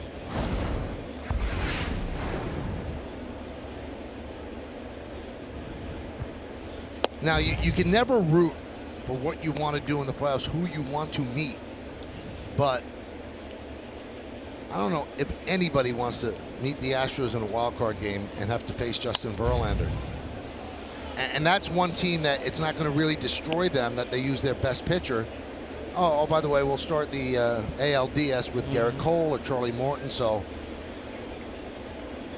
that's a tough one. Just when you thought you had the American League all figured out, no, it's upside down in an almost 6-week period. The Oakland A's have rocked the American League.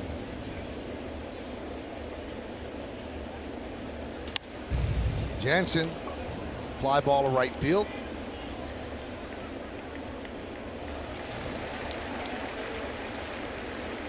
David, why don't we take a look at Severino today? Oh, Sevy getting his mojo back today, and the changeup early, I think, was a good sign for him, and another one there to start to incorporate that in as a finish pitch, and then his slider. We told you about the slider watch today. Well, how's it look? Looked pretty good to me. Yeah, those were nasty.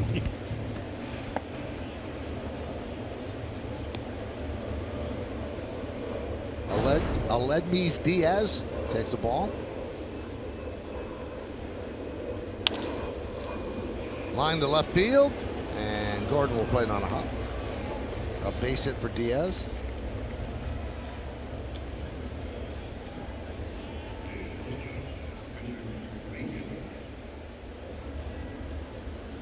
You know who doesn't really get a lot of love, a lot of play, is Bob Melvin.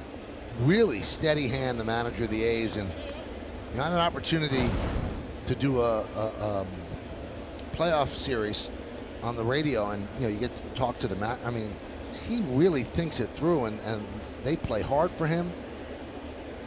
Certainly he doesn't have a high payroll there, but he does an unbelievable job. This year, I think this took everybody by surprise. And there's the West right now, the way it stands.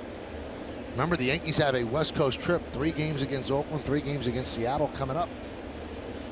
And it starts on Labor Day Monday. The beauty of Bob Melvin. Wow, that got Romine. And he's being held up by David Rackley.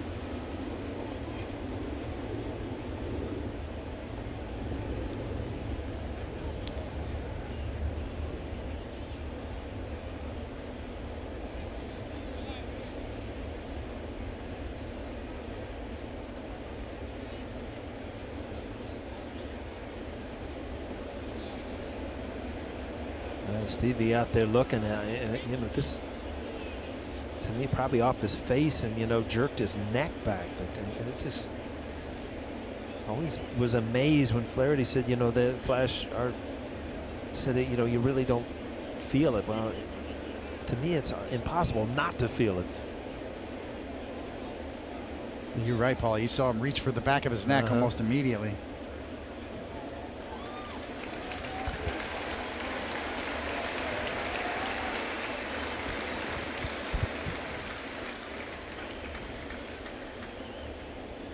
He's trying to shake the cobwebs out. Keeps widening his eyes. We'll take a look at how it got him as he continues to talk with Boone and Donahue.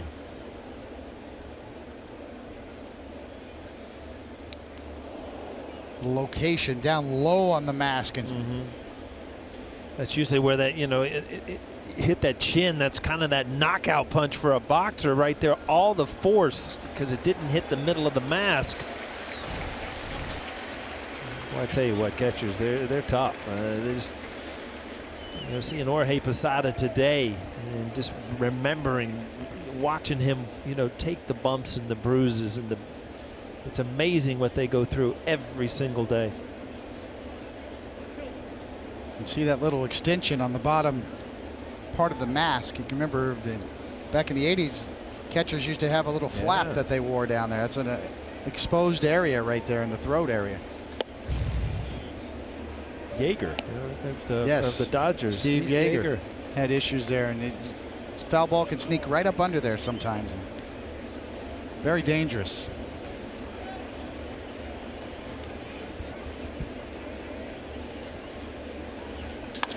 Line drive, just past Torres into right field. So Urania with a base hit, moving to second is Diaz. I'm sure it's very hard, Coney, when you're as good as Severino and you look up and it's 7-0 to keep that intensity, to keep that the mentality of making perfect pitches. You almost get an automatic pilot, and all of a sudden now he's given up a couple pitches that he was not making early in the game.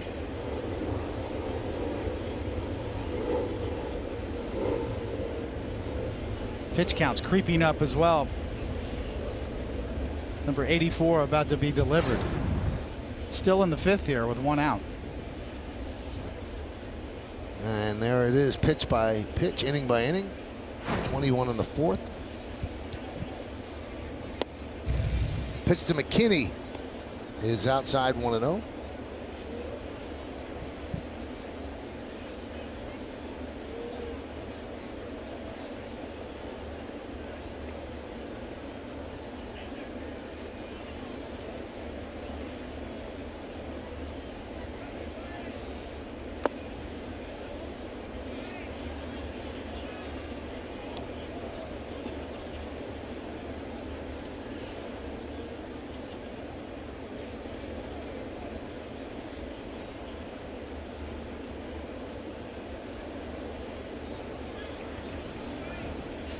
Diaz at second.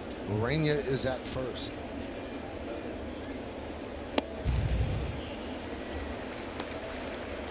Two and one. McKinney walked in the 3rd, then was picked off by Severino. In the 1st inning, he struck out.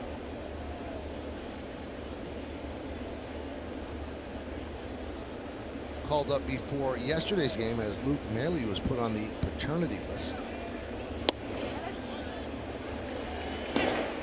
2-2. 98-mile-an-hour fastball, 87-mile-an-hour changeup, even though it was up. Got it in the strike zone and locked up McKinney. Now he got back even, 2-2.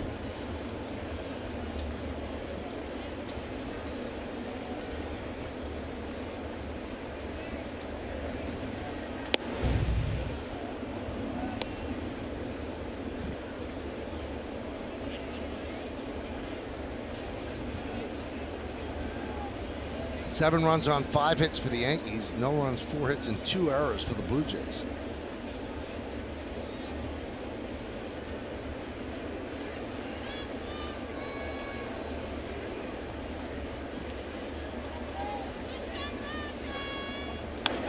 Foul back.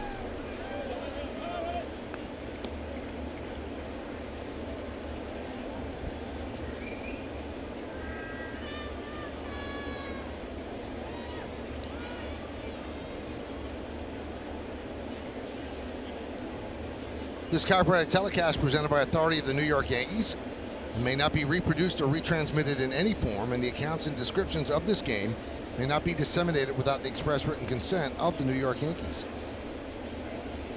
I have to tell you, Michael, the other day I turned on the game just to watch the last couple. There were 2 outs in the 9th inning when you threw the disclaimer out there, It was a right? late disclaimer. Good catch by you. I was a little worried. So was I.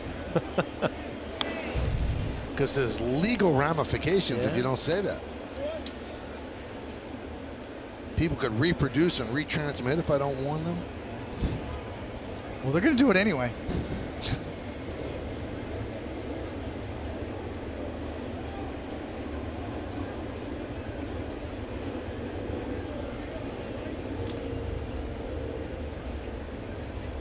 There's a guy I follow on Twitter. They call him the pitching ninja, Michael, and he's outstanding. And he actually made a deal with Major League Baseball. They allowed him to keep going, but pitchers want to be on his list. He shows little gifs on Twitter that show pitch tunneling, a fastball inlaid with a slider to show you how they come in on the same plane. He's really good. So find the pitching ninja on Twitter. Coney, you got way too much time on your hands. You know that? I am a bit of a geek. He just doesn't sleep. He's got the same amount of time as all of us, but he doesn't sleep.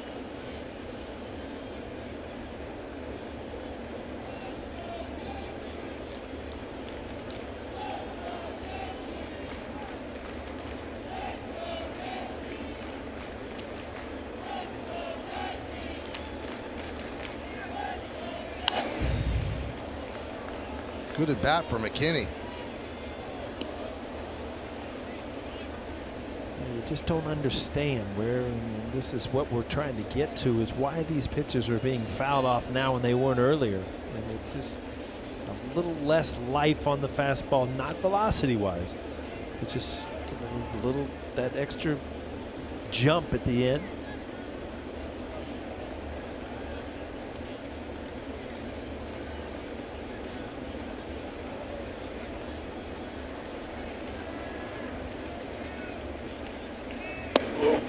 Drops a breaking ball in there for a strike. McKinney tried to sell it as a walk. Rackley wasn't buying. It's pretty much right down the middle.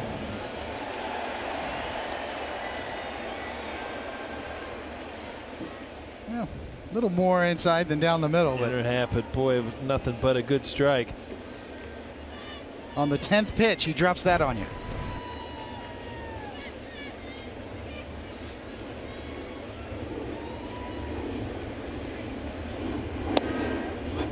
Any problem if he gets this out, Coney, just saying, hey, you know what, you threw 5 shutout innings, I got a bullpen, let's try to save some bullets here? Yeah, I would not have a problem with that. I think priority number 1 is protecting this guy. You need him to get right. And what are you doing? You're going to push him to 115 pitches on a 7-0 game? You know, I absolutely am in favor of that. Now, the old school mentality was, you know what, let him go. This is a bullpen day. Yeah, I'm kind of with you too, because you know, if you get through this inning, and obviously he's not through it yet, you also have a big positive. Looks like he'll get through the inning if he covers first, which he does, and that will do it. No runs, 2 hits, no errors, and 2 men left on base. We're halfway through it, 7-0 Yanks.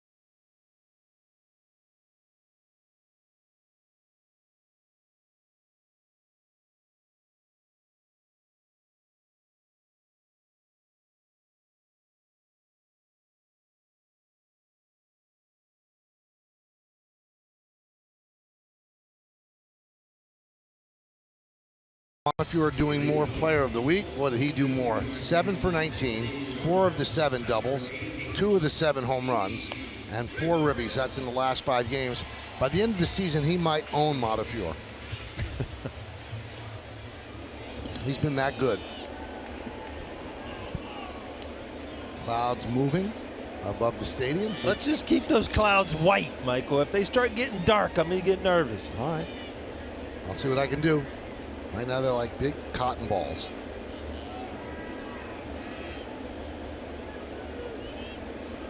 GMC scoreboard 7-0 Yankees. D.D. Gregorius will lead off.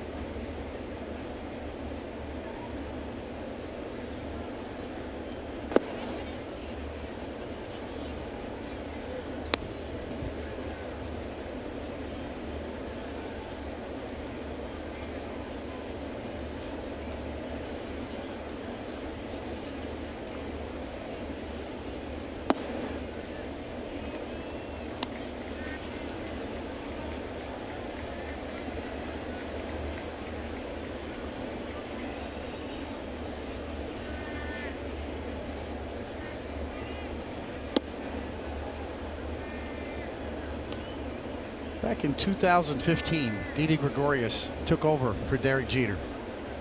He hit 9 homers that year, Paulie. 525 at-bats. 20 the next year. 25 the year after that, and now he's sitting on 21. 22 after the home run in the first. Coming into this game, 21. Yep. Obviously 22 now. I mean, you're looking at a potential 30-homer guy playing shortstop for you. You know, with the ebbs and flows, ups and downs, the hot start, the cold May.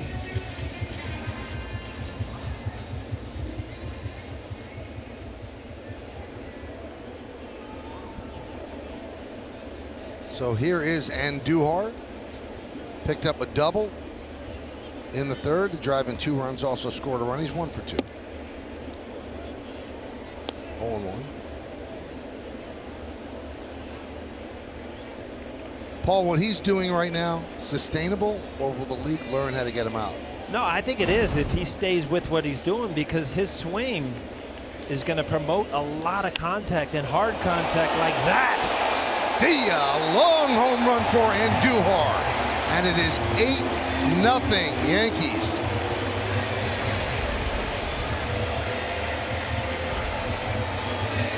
Paul, we're making a habit of these dual home run calls. They're cool, right?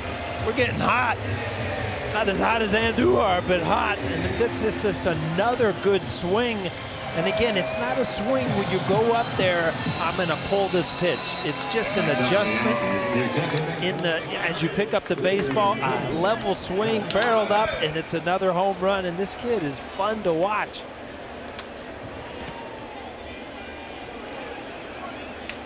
'20th home run of the year. Now has 63 ribbies. And 60 extra base hits with that home run.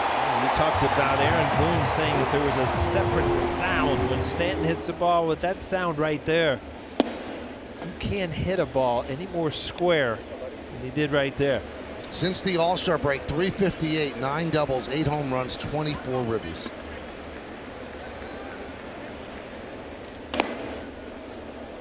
Another catcher goes down.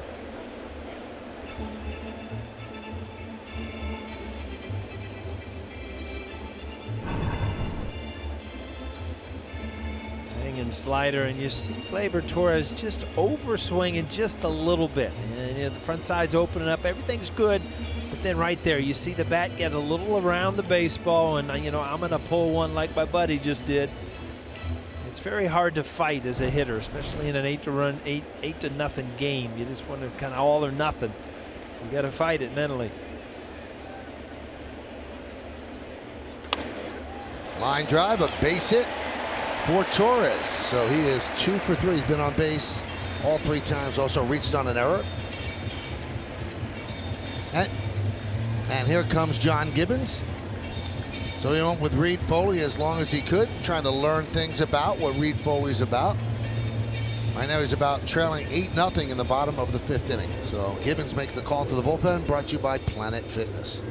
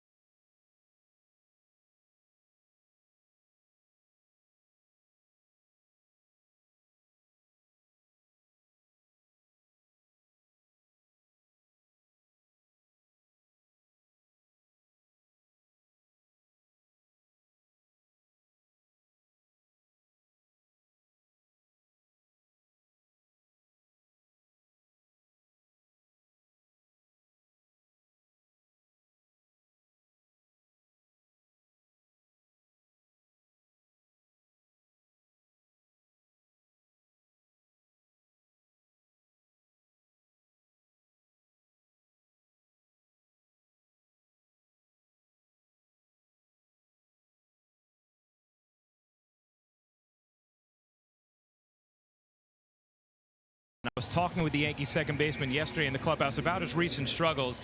He insisted physically he feels good. He also said even as he's gone through this prolonged slump, mechanically he's felt all right. He said where he's feeling like he's struggling is timing-wise. He said that's really been the consistent thread throughout his struggles, is just getting his timing right. He did say that at bat against Sergio Romo, he felt like his timing was getting a little better. We've seen some results over the last couple of days, and he was convinced the timing was getting close to being back on track. So maybe with some results over these first couple of games against the Blue Jays, he is proving prophetic. Thanks, Ryan. Here's Greg Bird against Jake Petriska. And that one is tapped back to the mound. And Bird is out, and moving to second is Torres. What I would look to see, Paul, just from listening to you over these last couple days, when he starts hitting the ball to right field, then his timing is right. Especially late in the count, because you remember there were times when he came up, you know, he would look to pull the ball, but then as the at-bat progressed, he would kind of broaden things and go to right center. So late in the count, when you see him to start, you know, to use right center field more, then you know he's trusting where he is. And right now, he covered that last ball a little bit better. Hit it off the end of the bat, ball's away. But, you know, he's just too good a hitter mechanically to go through prolonged slumps, in my mind. There's Walker. And there's a strike. Those are the numbers on Reed Foley. So 8 runs, 6 of them earned. Remember, the Blue Jays made 2 errors. And that one gets past Jansen. He doesn't know where it is. Still doesn't know where it is. Has finally located it as Torres stops at third. Well, the home run by Andujar, the 200th home run for the Yankees this year in 123 games. And that's tied for second fastest team ever to 200 home runs. The 2005 Rangers did it in 122 games, and the 2000 Blue Jays did it in the same 123. Now 5 Yankees with 20 home runs or more.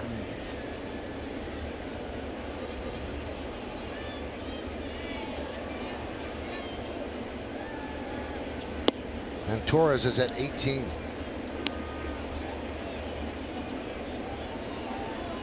The 2009 championship team had 7 players with 20 or more. 1961 had 6. 2004 had 6. 61 had one with 61 too, right? Good changeup. And Stanton now is 1 away from a nice round number. He has 299 home runs after his home run in the 4th.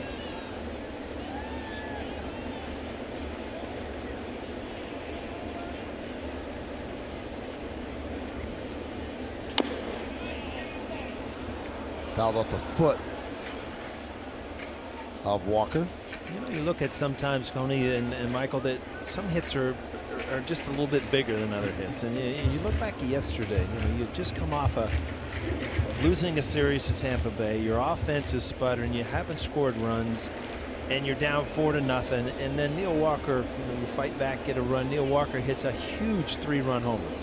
And then all of a sudden, it translates into a win yesterday, and then all of a sudden you're boat racing somebody today. So a big hit yesterday kind of just rolls into today and puts you in a different attitude. Yeah, against a starting pitcher who's got quality stuff. So you can almost knock Stroman out of the game. Swing and a miss. Walker down on strikes. So that'll do it, but not before the Yankees had a run off the bat of their rookie sensation, Miguel Andujar. Does it again.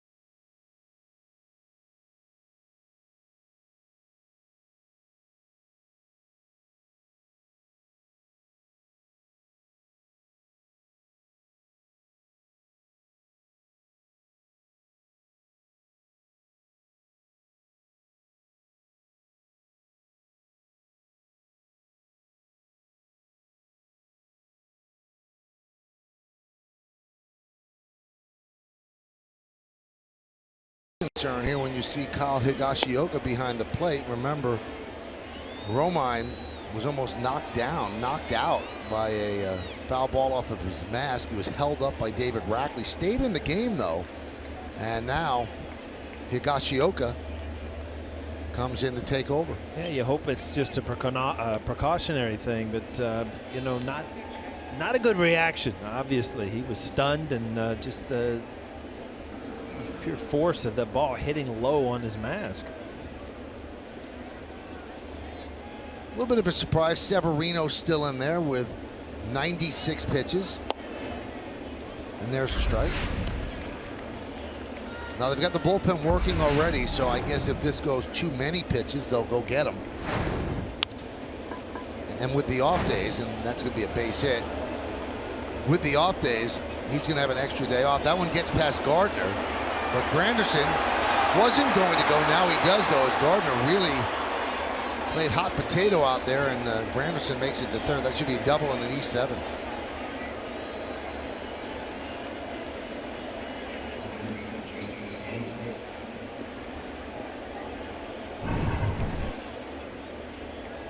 See the ball hit down the line, and every once in a while you get a bad break, it shoots down there, and the next thing you do, you can't pick it up, you can't grab it, you can't do anything. You just stick a fork in it. And that is a double in an E7. Sometimes that ball, you know this better than anybody, it comes out of that corner, spinning fast, hits the bottom part of the wall, and kicked right by Gardner. One of the best left fielders in the game. He knows what he's doing down there. Rarely do you see that. That's a base hit. Smoke hits one to right field. Scoring is Granderson. And Smoke picks up his 60th ribby, first Blue Jay run. And it's 8-1 Yanks. I didn't quite understand having him come out and pitch this inning, and now he's got a blemish on what would have been 5 shutout innings.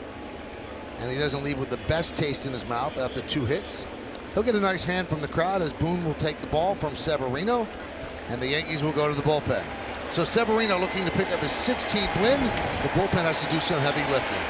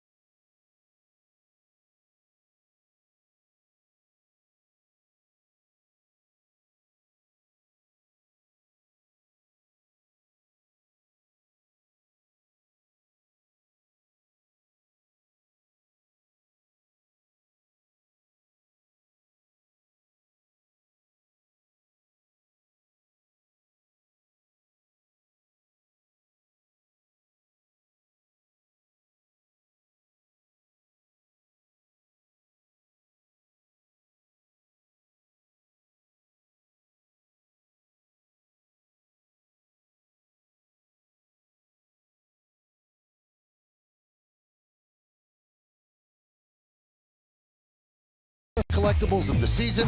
It's Brett Gardner bobblehead night, the 4th and final one in the 2018 Collectible Series presented by AT&T for the first 18,000 guests in attendance. For tickets, log on to Yankees.com, visit the Yankee Stadium ticket window, Yankees clubhouse shops, or call Ticketmaster at 877-469-9849.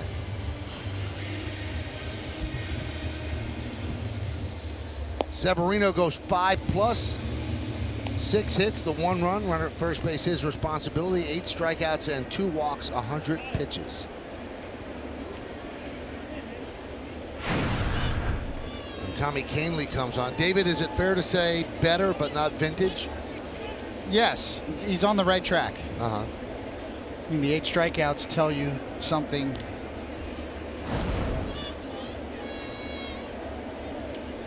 Best slider he's had in the past 4 or 5 starts. So, huh, Cohen? I think it definitely was much improved. You know, nowadays you can confirm the eye test and go back and take a look at the TrackMan and see the break, the vertical break and the horizontal break, and compare it to the database on his normal day. But he's trending in the right direction. His velocity through the ball 100 miles an hour. There's no change in his velocity. Really good changeups here today too. I thought we had a better mix of pitches. And Severino really got it working in the first half. I remember him facing the Red Sox. He threw a changeup to J.D. Martinez, and he missed it by 2 feet. And he had a 3-weapon mix. He could throw any pitch at any time. So it's not just the usage or the sequencing of pitches from Severino, it's the quality of the pitch. So I saw some quality changeups mixed in there today as well. And to me, that's when he's going to get back to the way he was in the first half. Of 3 well above average pitches to be able to work with.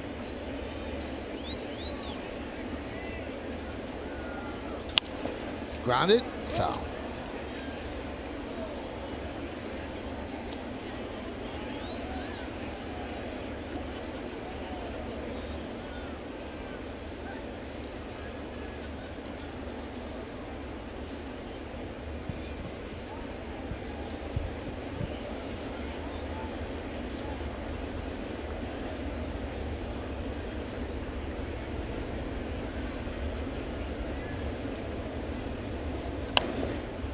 Foul back here. Oh, I thought that was going to be close, Michael. I was just going to see if you were going to snag it. I didn't even move. What? He's going to try to play it up his forehead, knock it down. You hear the crowd. I'm taking a lot of grief for not grabbing that one. See, Michael, try to give you a break, and I'm taking the grief up here. You had no chance unless you had 10-foot arms. 1-2. 2-2.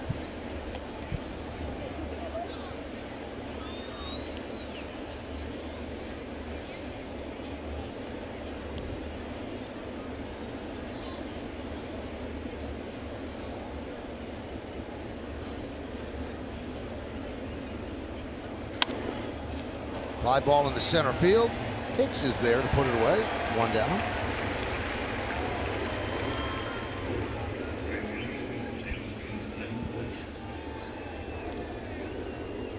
Well, we are celebrating the 20th anniversary of the 1998 Yankee team. So we did some research and found out what things cost and what was happening in 1998. Oh, I love these things. Let's go. Average gas price in the U.S. that year, $1.03. Wow. Not that anymore. No. Tom Brady was actually an intern at Merrill Lynch then, with 15 completions to his name in 6 games over his first 2 seasons with Michigan. Amazon was strictly a book retailer. They broadened their horizons. Just a bit. Yeah. Saving Private Ryan was #1 in the box office. Beyonce and Jay-Z had not had their first date. Aaron Judge was 6 years old. The most advanced version of the cell phone was the Nokia 5110. Still carrying it today. That's right.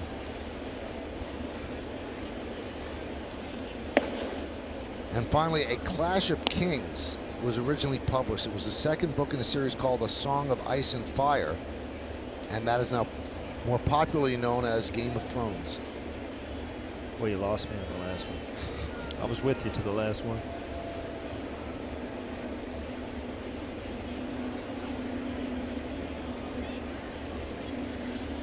Was the Nokia 5110, is that a flip phone? I think it was.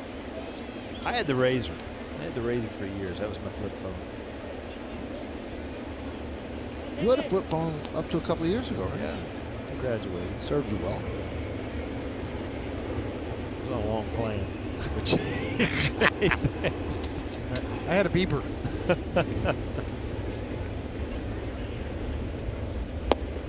And then you had a legitimate excuse. That's right. I might get you back to you. Beat me.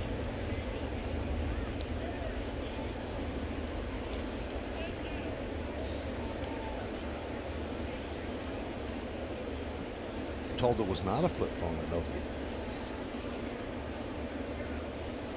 3-2. Grounded to third and past to diving Andujar into left field. Base hit for Hernandez. As Smoke moves to second.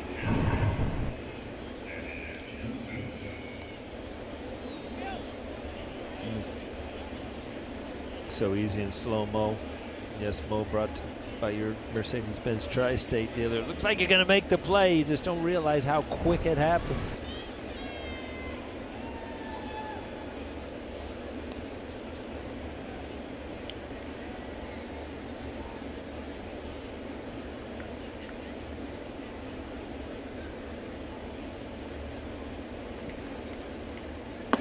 Pitch to Jansen's outside 1-0.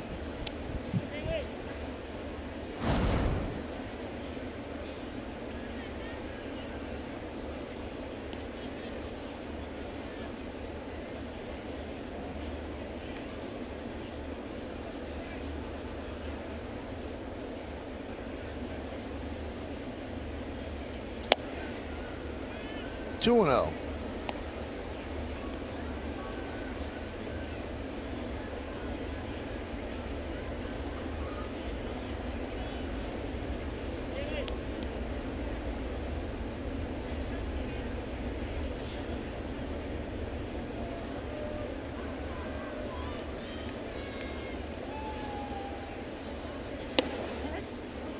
Two and 1. There it is. There's the Nokia 5110. So not technically a flip phone.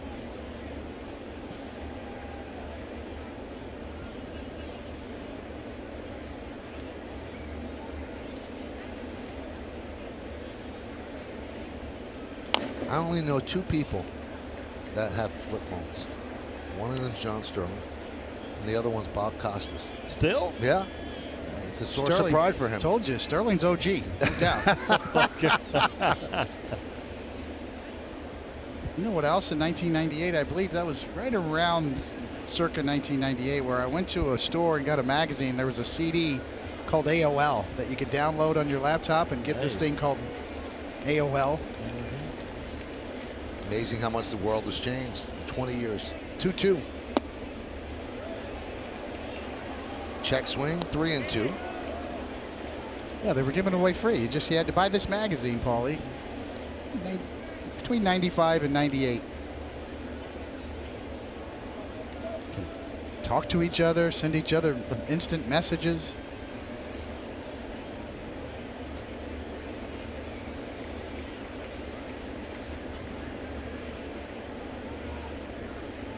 And the payoff.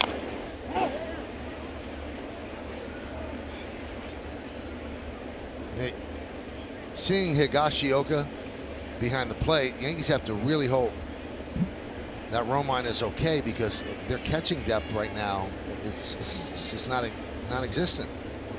Somebody would have to come off the 40. They have to get a catcher on the 40. Who doesn't want to see Ronald Torre's catch? I mean, come on. I do. For an inning.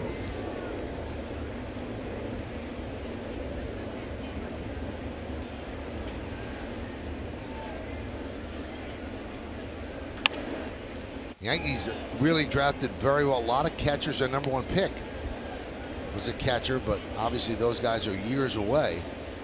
So they've got plenty of catching in their system, but the ones closest to the major leagues are not on the 40. You got a catcher going down to do some rehab in Tampa here soon. See how long it takes him to get back. That's why they call it the dog days before the September roster. September 1st, we can expand the roster. That one's off the glove of Didi, and it goes into left field. That's going to allow Smoke to score. So a single for Jansen after a long at bat. And now it's 8-2.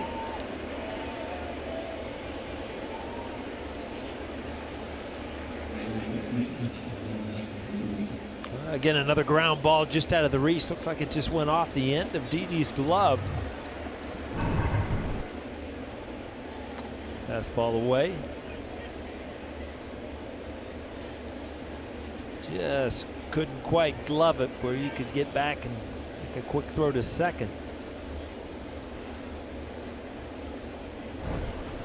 You're wondering, as Larry Rothschild will talk with Canely, who are the catchers down at AAA? Wilkin Castillo and Francisco Diaz, but neither is on the 40. MLB.TV is now available at a lower price. For $49.99, watch every out-of-market regular season game. Plus, get a free subscription to MLB at Bat Premium. Blackout and other restrictions apply. Visit MLB.TV to take advantage of this special offer.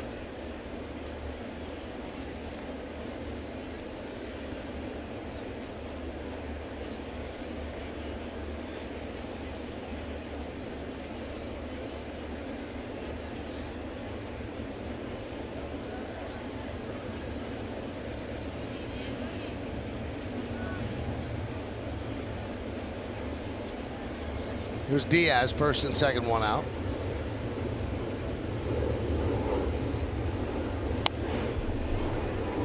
Yeah, this is one of those games that, although your starter was very good through 5, you can see now why they were trying to push him, because this becomes a challenging navigation to get through these final 4 innings, to get these final 12 outs. And still have a game tomorrow. Monday is an off day, and there's some guy you probably can't use. Chad Green. After yesterday, 2 innings, you're probably not going to use Robertson. So it limits some of the people that you can use. If this continues, then you've got Holder warming up to get you out of the jam. But you still have Sonny Gray. You can't carry Sonny Gray. Sonny Gray's not available, from what I'm hearing, because he pitched a couple of days ago. He should be available, you know, in my mind. But, I mean, if he's going to be in the bullpen, you better be a reliever. So. Swing and a miss. Diaz down on strikes. Yeah, you've got one of these innings. It's just slowly progressing. You got to put an end to this. Get to your bullpen, close this game out. Yeah, Gray threw 75 pitches on Wednesday. And it's normal side day. But yeah, that is a bit much. So.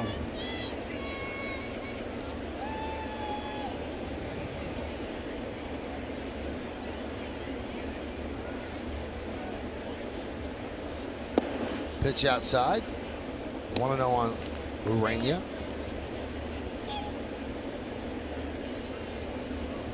Speaking of pitching, we were talking about Loaizaga yesterday. Velocity-wise, coming back from a little shoulder problem up in the mid to high 90s last night. It's always a good thing to hear. Huh? He's on track for a September return, potentially.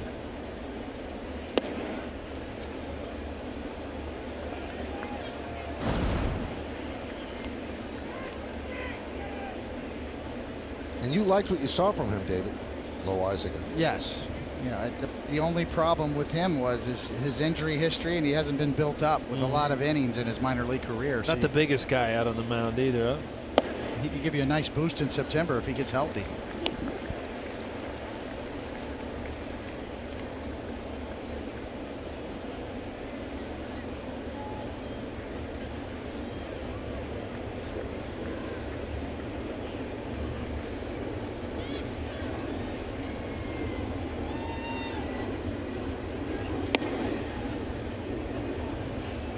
Three and one.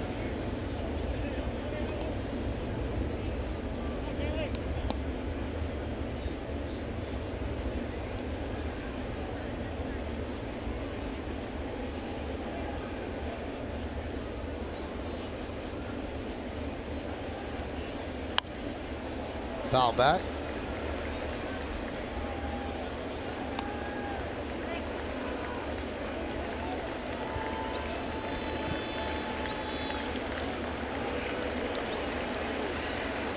Pitch number 30 coming from Tommy Canely. Make or break your outing kind of a pitch coming right here.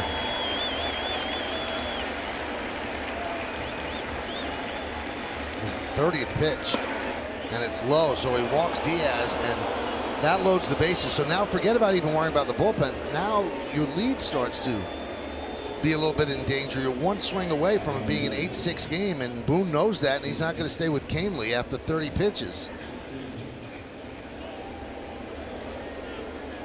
So just what David was discussing, now you have to bring in Holder to get out of this.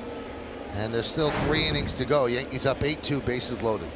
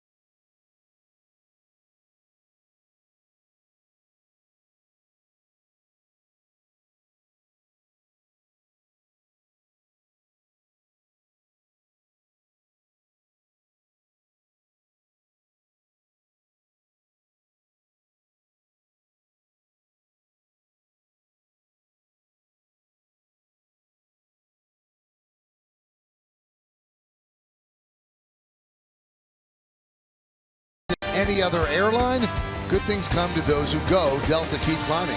And by Toyota, Camry Hybrid is the official hybrid vehicle of the New York Yankees. So Severino started the inning, gave up a double and then an RBI single, was taken out for Tommy Canely, who quickly got an out on Pilar, then a single at Hernandez, an RBI single at Jansen, a strikeout of Diaz, and then a walk to Urania, and that loads the bases, and Severino still watching. So you give him 2 runs on his ledger. The runners on base are the responsibility of Canely, and Jonathan Holder will pitch to Billy McKinney.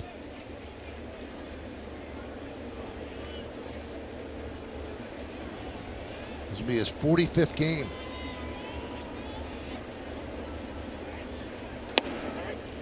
Strike from Holder. 8-2 Yankees.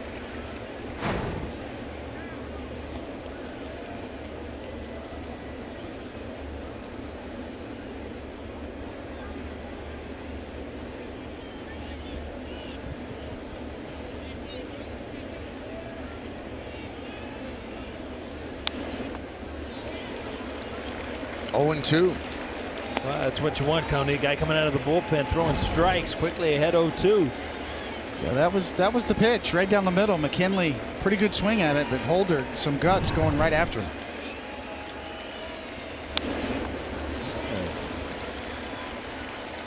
Almost destroyed our camera.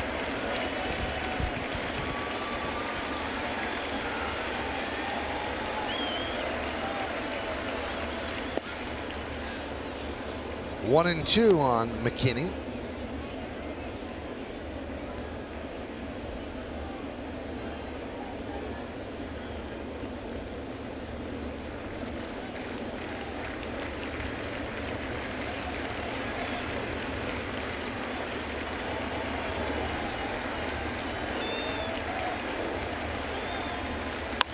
That one is ripped to right field, coming on as Walker, and it gets by him, and it'll go to the wall. That is going to clear the bases. McKinney goes for 3, and he is out. But he gets 3 runs batted in on the double, and the final out is made at third. All of a sudden, we have a ball game. The Blue Jays score 5, and this is how the inning ends.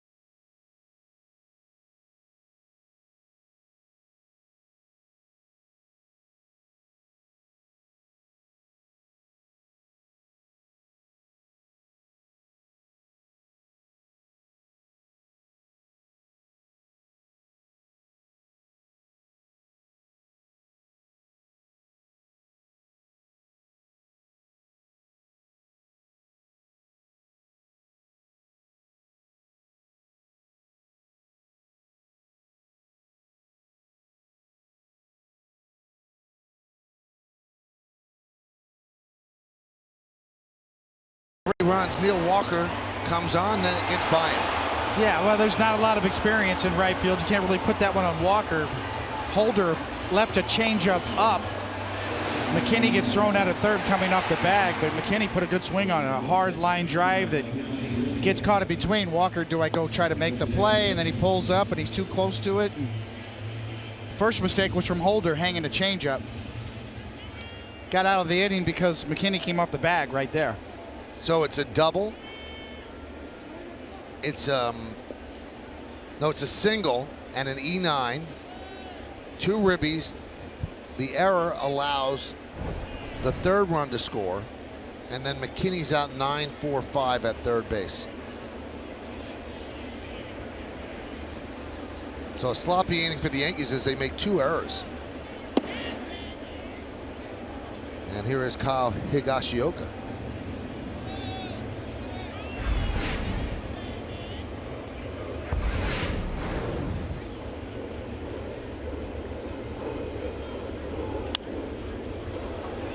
Higashioka lofts one to right field.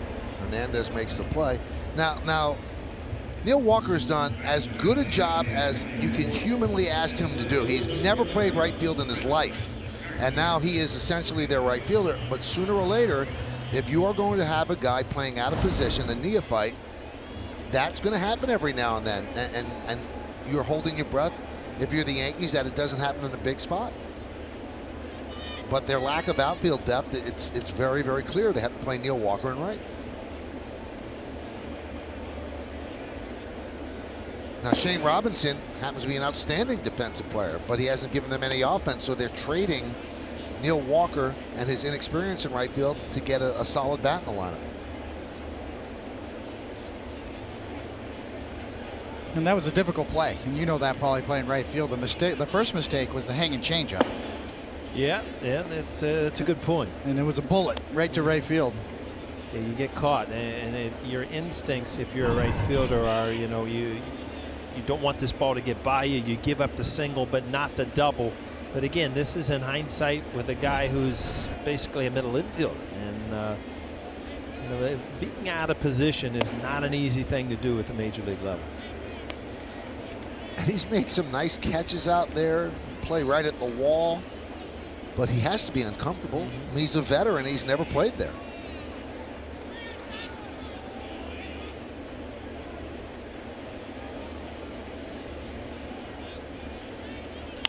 And we talked about this yesterday. It's like the baseball gods play tricks on you. So Billy McKinney was the Yankees outfield depth. And they made the trade for J-Hap, which turns out to be a great trade for them. But if all the injuries happened the day before, maybe McKinney can't be included in that deal. So then the reason that you don't have outfield depth is up at the plate, and he exposes the fact that you don't have outfield depth. So July 26th is the date, and then Aaron Judge gets hurt. Right after that, has a different feel to it. If you really break down things, I mean, you're looking at a couple weeks out before you get Aaron Judge back in the lineup, hopefully, and then your right field is solved, and then you have Hap going into the playoffs, hopefully to pitch in the first and second round. So strike 3, Gardner down looking. But they are filling in, Michael. There's no doubt about it, and you know what? You're going to get through games, hopefully, including today, by your offense throwing up big numbers. Zach Britton up. Is that something, when you're playing right field, you just Paulie mentioned Britton's going to be the guy. Got bases loaded, 2 outs. Do you anticipate a play like that? Okay, if it's close, I'm going to keep it in front of me. Am I going to take a chance to go get it? Do I dive? Do I not dive? I mean, right off the bat is your initial read. And, as an outfielder where you're used to reading that ball time and time again, you read that as a base hit. And you give up the single, and you just don't want the big inning. But, as soon as you take a couple steps in, then you're kind of caught in that nowheresville. And then it's all about the hop and being able to keep it in front of you. And again, you cannot fault Walker because you can't practice getting breaks off of line drives over and over again if you're not accustomed to the position.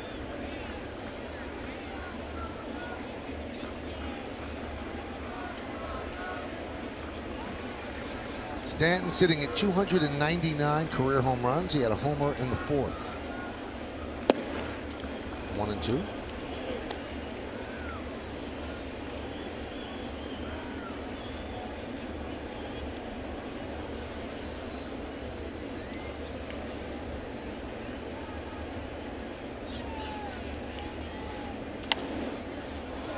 Popped up. And Travis makes a play. 1-2-3 inning for Patricia and the Blue Jays. We'll go to the 7th.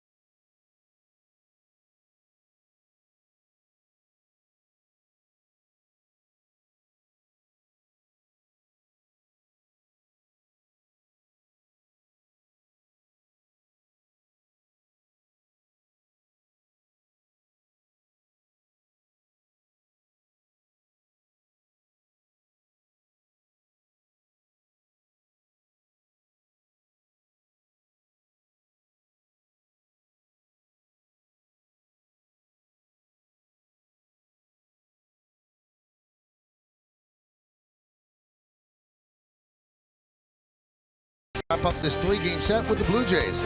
Coverage begins at noon with Audi batting practice and then the Chevy pregame. Right here on Yes and streaming on Fox Sports Go. Who's pitching? Ryan Barucki is going to get the start for the Blue Jays. And for the Yankees, it's Jay Happ, the former Blue Jay, going up against his former team. All the coverage will begin at noon. We'll all be here, ready to roll. Coney, you've been through that, been traded and pitched against ex-teammates. Kind of weird, right? At first it can be, yes. Facing you guys was tough. In Boston? Yes. Jeter would lead off. He would not get into the box until I looked him in the eye. Yeah. And then he made a goofy face at me. Yeah. Just to try to disarm me on the mound. Cadillac scoreboard, 8-5 Yanks. Paul, you made a request earlier, and I think I've carried it out, but now that the clock is getting close to 4 o'clock, it's getting a little dark. I know, Michael. It's not what we had in the game notes. You know that? Nice quick game. Everybody enjoy your Saturday. Things have slowed down a ton. Although we did have it in the Bigelow T weather report. Always accurate. Getting kind of dark. I might have to put on the lights. Yeah. Well, this is what you want to see from Zach Britton. Just a ball beat into the ground. That's when you know that that sinker, that really good sinker that he has, is working.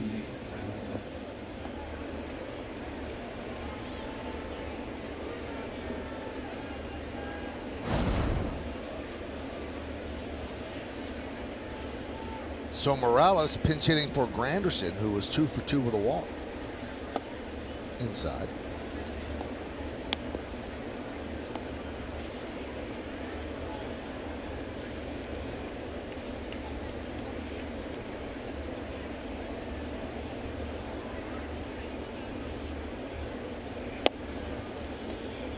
Speaking of Granderson, obviously his name was brought up as an easy fix and kind of a stop. And he answered it so well. You know, I know I've been in New York, so that box checked. But you know what? I'm here in Toronto, and that's what I'm going to worry about at this point. Up the middle, Yankee defense had him played perfectly. Torres makes the throw. 2 away.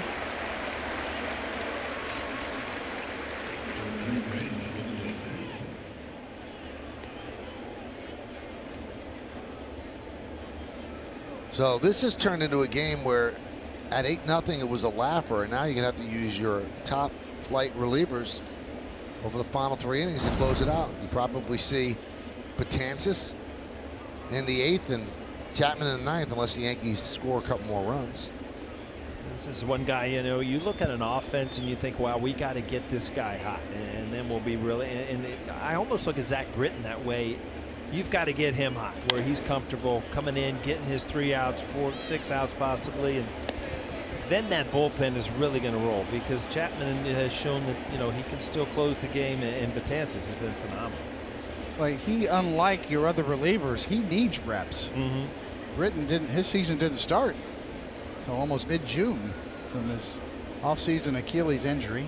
Now he's a closer. He had unbelievable numbers, obviously, but he's a guy that could get you 6 outs because of his, his sinker, right? Absolutely. I mean, he's a real weapon. I couldn't agree with you more. You need to get him right. It's really down to command. His velocity's back. We've seen he's just had trouble throwing strikes, getting it over enough. And that only comes with more reps. Get him out there. Get the work in.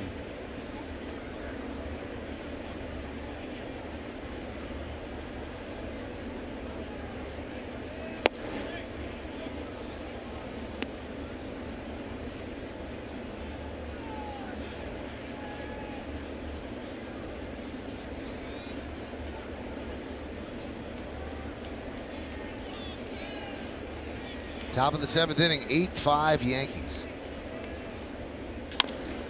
Chop left side, in the hole, Gregorius, the long throw! And Bird can't handle the throw. Well, I'll tell you one thing, on the replay, we're going to see safer out if this play's made, but I tell you what, athletically, Didi, to be able to make that play, I know we've seen Derek Jeter for years, but the arm strength that Didi has to make this play even close.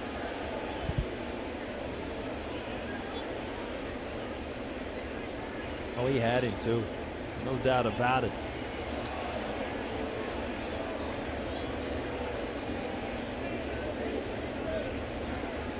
It's like Bird just got caught in between instead of turning the glove over. He thought it was going to get there in the air, and at the last minute it didn't, and then looked like he had an oven mitt trying to smother it.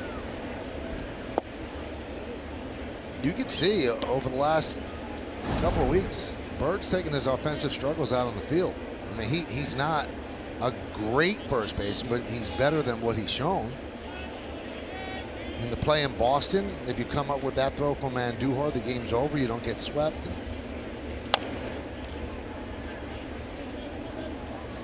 And then you wonder about the difficulty of that play. And I asked Mark Teixeira on my radio show, I said, is that a play you make? And he said 100 times out of 100 times. That's pretty sure. Yes. And Teixeira was one of the best. Yeah, he was defensively, the runs that he saved over there, he was really, really good. He's made that transition to analyst pretty easily, right? I mean, you just get grumpy. And you rip everybody and you forget how hard the game is. Pilar grounds to third. They get the force at second, so a good inning for Britton. No runs a hit. And 1 man left on base. At the end of 6.5, it's time for the 7th inning stretch. Yankees lead the Blue Jays 8-5, but we'll keep it right here as we honor America in the Bronx. Ladies and gentlemen, you please rise and remove your caps.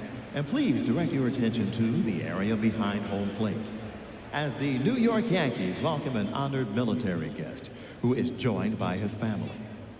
United States Army Sergeant Major and Green Beret Thomas Boudin from West Islip, New York, who served in both the Korean and Vietnam Wars and has received the Silver Star, 4 Bronze Stars, and the Purple Heart. The Yankees say thank you for your sacrifice and service to our nation. Now, ladies and gentlemen, please join in Kate Smith's rendition of God Bless America. God bless America, land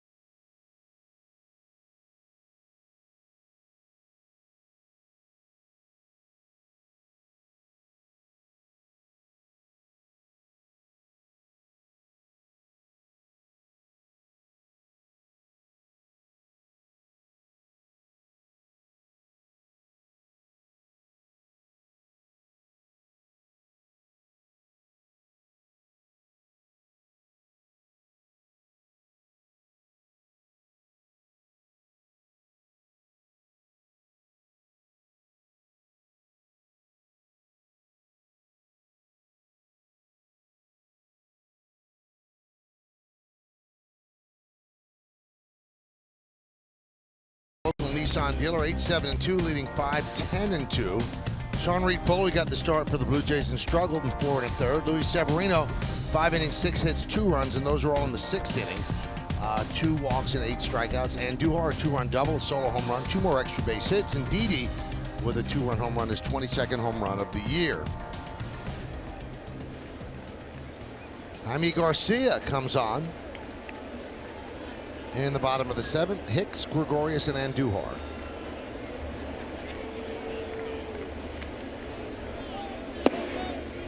And a strike.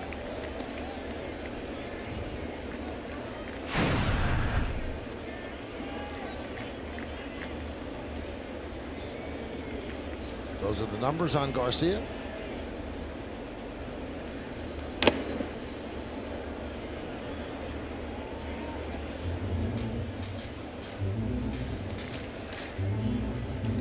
So the Blue Jays have out hit the Yankees, but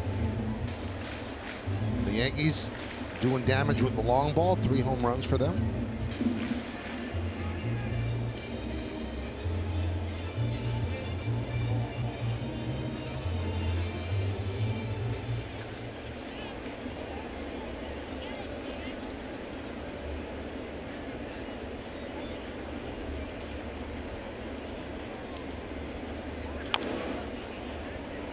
Cadillac scoreboard, 8-5 Yanks.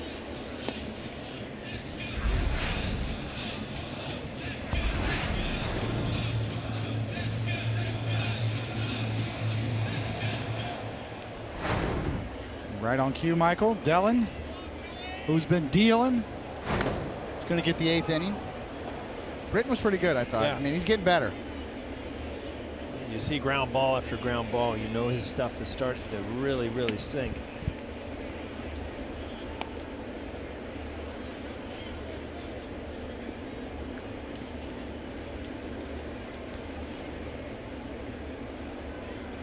I couldn't agree more with you, Paul. He's going to be such a weapon. If he's right, Britton is a difference maker for you in that pen. Fly ball left field. McKinney runs it down to retire Hicks.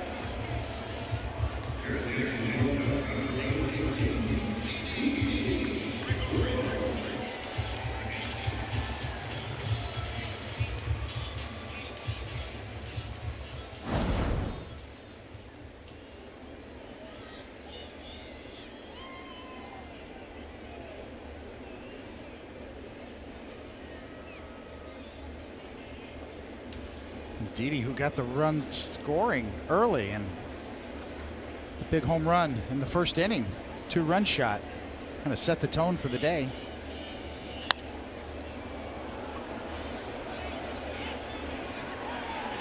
That's up there, and Travis makes the catch.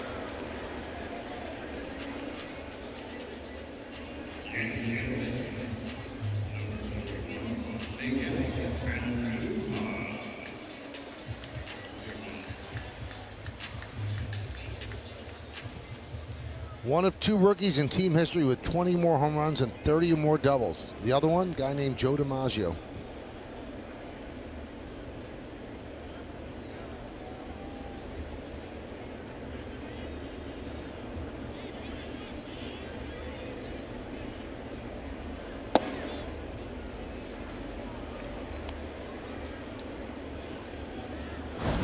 Stylistically speaking, Paul, I can't quite put my finger on who Miguel Andujar reminds me of. Every once in a while, I see a little Mariano Duncan because of the length of his swing, but I think he has a little more power than Mariano. To one specific guy, I'm with you, Coney. There's not one guy that comes to mind.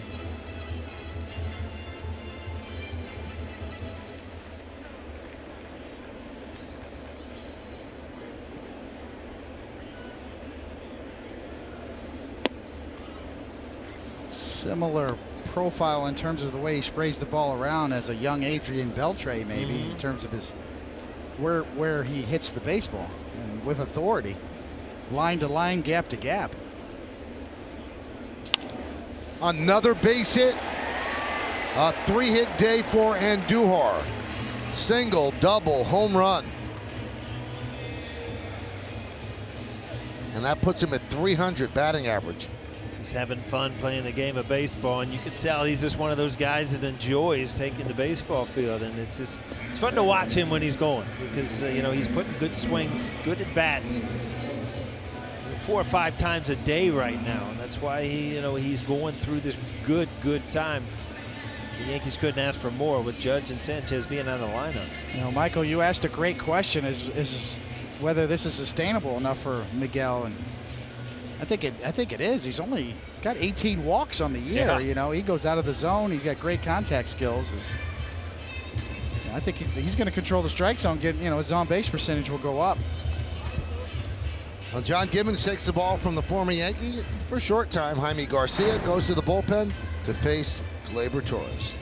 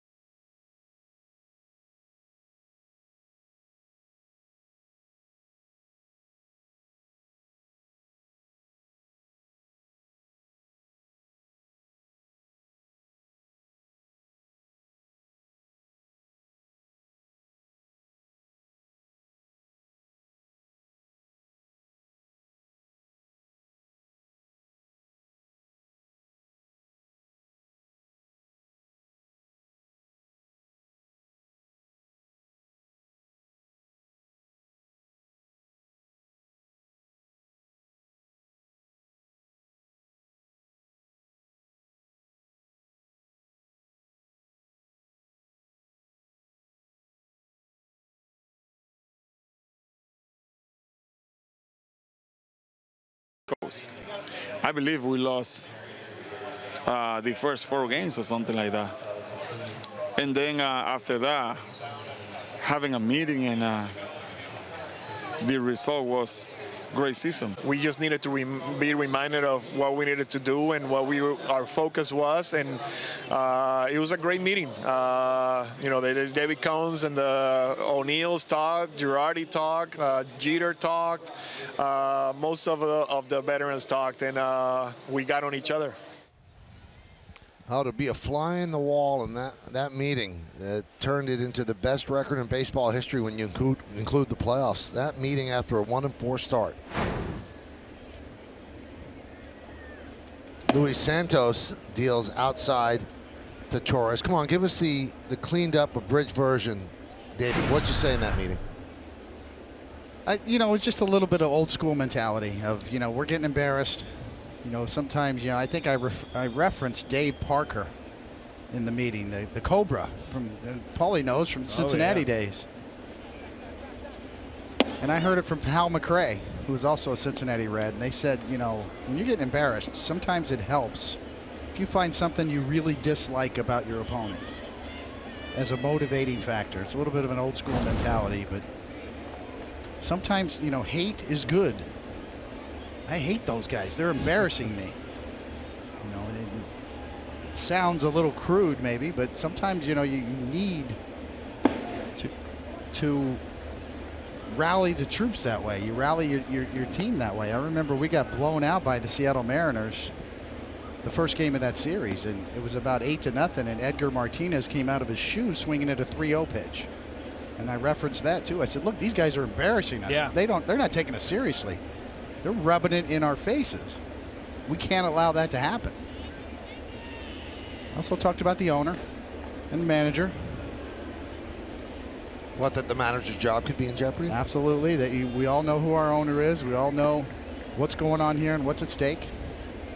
This just isn't about us as individuals. This is about us collectively as a team.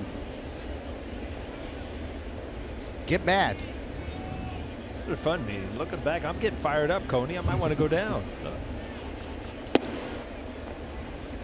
And everybody that talks about the meeting says that you had some things to say, Paul.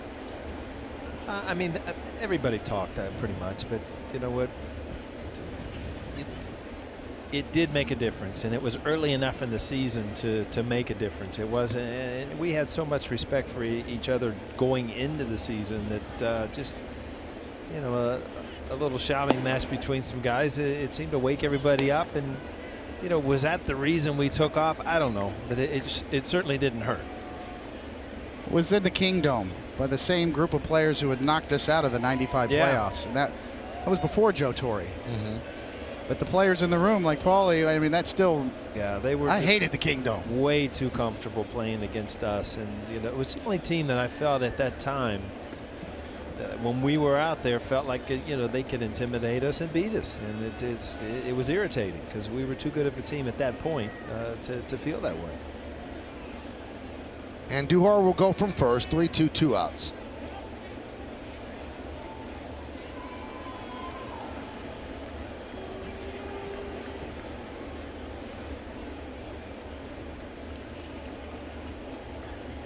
No, I think Joe Torre's memory was wrong, because right after that team meeting, we went out and scored 13 runs and won that game. Knobloch hit the first pitch for a home run. Swing and a miss. He chased a high fastball, angry with himself, tosses the bat and then the helmet. No runs a hit, no errors, and one man left. We go to the 8th, 8-5 Yanks.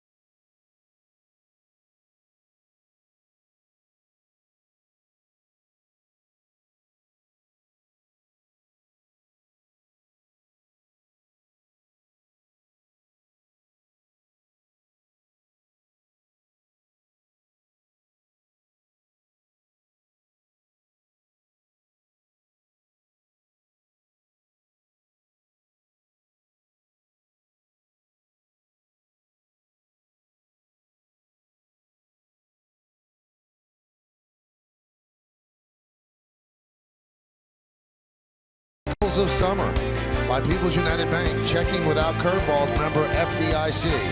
And by your Tri-Honda dealers. Hurry to your local Tri-Honda dealer for great deals on all models. Boy, there are a lot of smiles on that field today. Yeah, you don't have anything to live up to. You can just enjoy what happened, huh?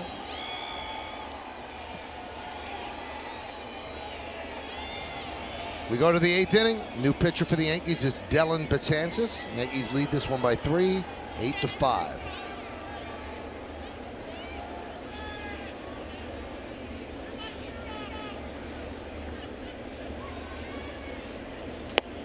And the pitch to Hernandez is up and away. 1-0. 50th game for Betances.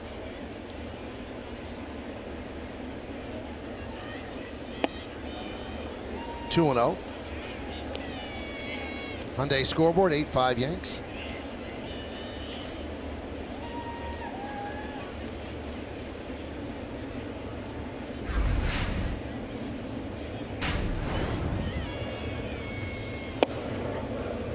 Two and one.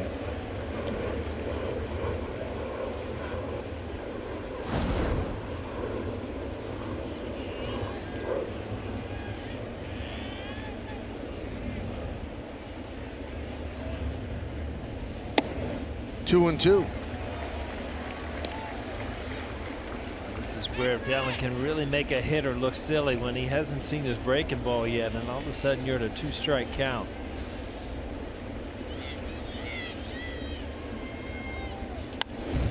Back to the fastball.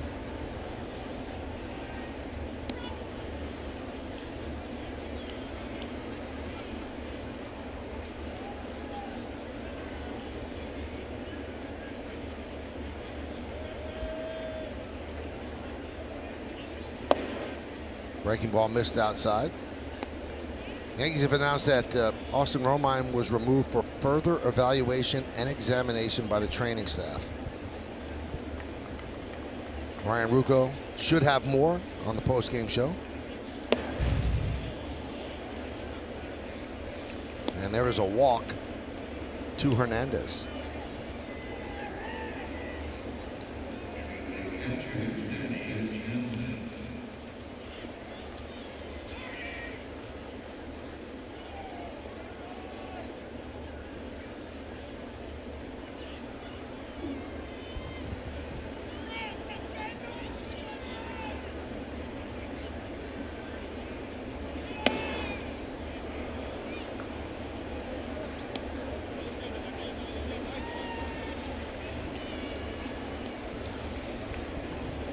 The situation here for Larry Rothschild and Dellin Betances, and we know that Dellin's been taken advantage of in the running game, but this really isn't that spot. You got a 3-run lead, outs are a premium.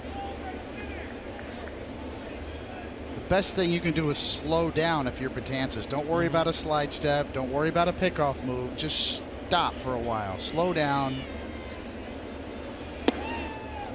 and worry about strikes. Yeah, all of a sudden, you know, you've seen him so spot on, you know, the past 2-3 weeks. That this kind of brings back where he was before then, you know, where he's kind of lost command of his fastball and his curveball.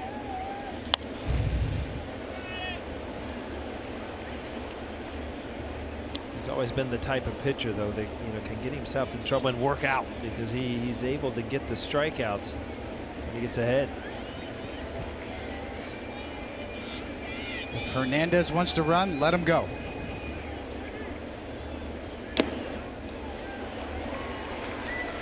Two and two.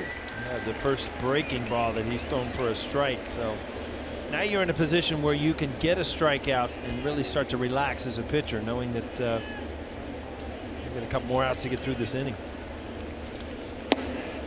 Strike three. Jansen knew it. He's down looking. Important for Dellin, especially when he gets that first out, Coney. You can see him almost just take a deep breath and know where he is now. This is another back-to-back curveball, just right there. It just locks you up when you've seen a 98, 99 mile-an-hour fastball earlier in the count.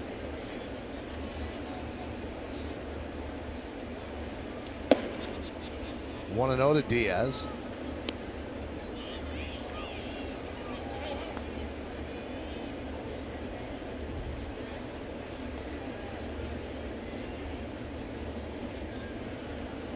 Bottom of the first inning in Oakland, and the A's lead the Astros 2-0.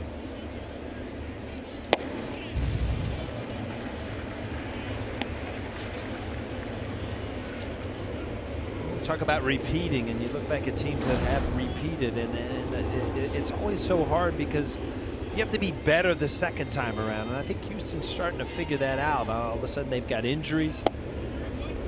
The season doesn't always go as smooth as it did the year before. And believe me, they're still a great team.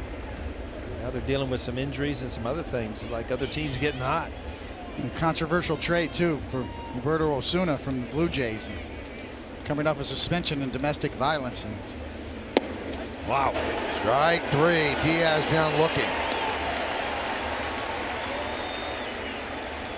You know what's amazing to me, Coney, is you see and you talk about confidence, and you see some pitchers lose confidence for a couple out. Dellin could find his confidence within one strikeout, and then he becomes unhittable within that one inning.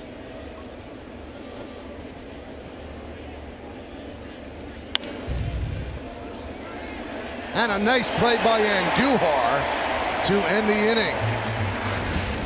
So Betances shrugs off the leadoff walk. Blue Jays strand one. We'll go to the bottom of the 8th.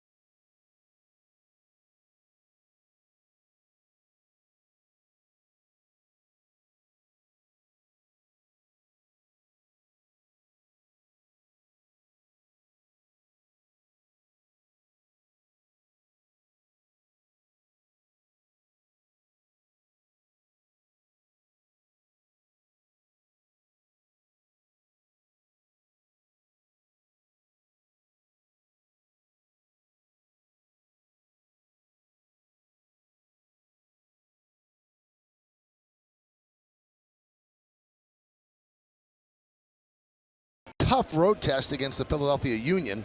Coverage begins at 7, presented by Etihad Airways right here on Yes. And remember, NYCFC is the only 1 point behind Atlanta for the top spot in the Eastern Conference and the best record in all of Major League Soccer. And David Villa is back from injury, and the team should be at full strength.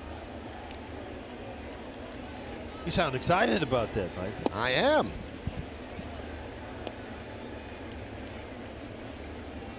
I'm just hoping that there's not a rain delay that we have to hand it over at 7 o'clock. Stop. Just stop. All right. Out of sight, out of mind. If there's no rain around, we don't think about it, okay? Listen, Cone said it 20 years ago. Don't be hating me today, okay? 3-0 on Bird. Bird is 0 for 3. Picked up an RBI on a ground out, his 30th ribby of the year.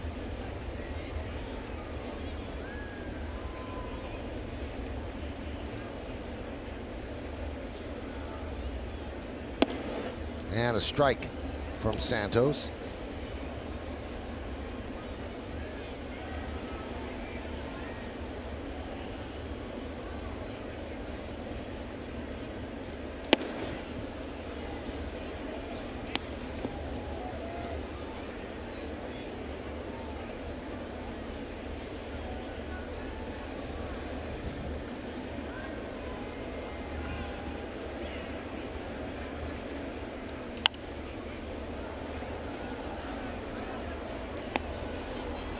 You know, this is what I think Aaron Boone is talking about when he talks about his explosiveness. You're a little concerned in a 3-1 count, dead fastball count where, you know, 93, 94 is being thrown by you.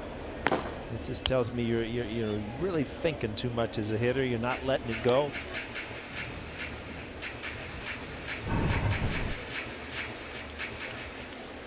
That's just not much to that swing right now, where, you know, you're used to seeing him where if he does make contact, he has the ability to drive the ball out of the ballpark. Driven to right field. Is it fair? See ya. Off the facing of the second deck. Did Bird need that? 9-5 Yanks. That's quite an adjustment inside of an at-bat, huh, Coney? Well, I tell you what, I'm going to give the truck something to work on. But if you look at the pitch before that, the swing, and then the swing here, it's like two different people. That is what Greg Bird is capable of doing.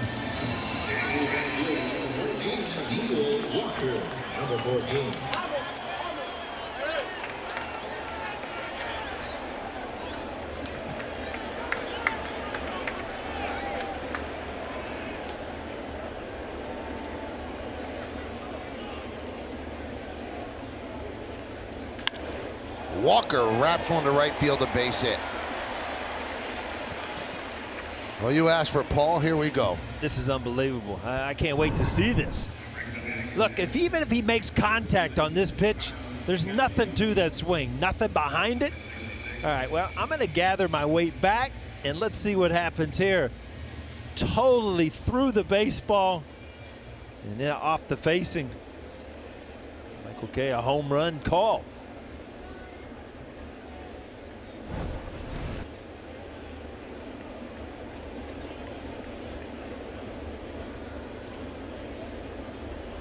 Here's Higashioka, his second at bat.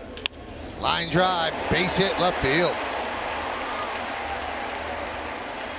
Robinson pinch running for Walker will stop at second.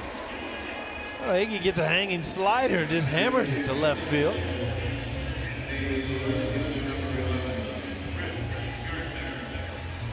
Something about those hanging sliders, Coney, they just get hit harder than Yeah, they really do. We used to say they pull up a chair and take a seat and wait for you to cover it. So what you call a slider, just going to pull up a chair and take a seat. I threw a lot of those. Threw some good ones too along the way, believe me.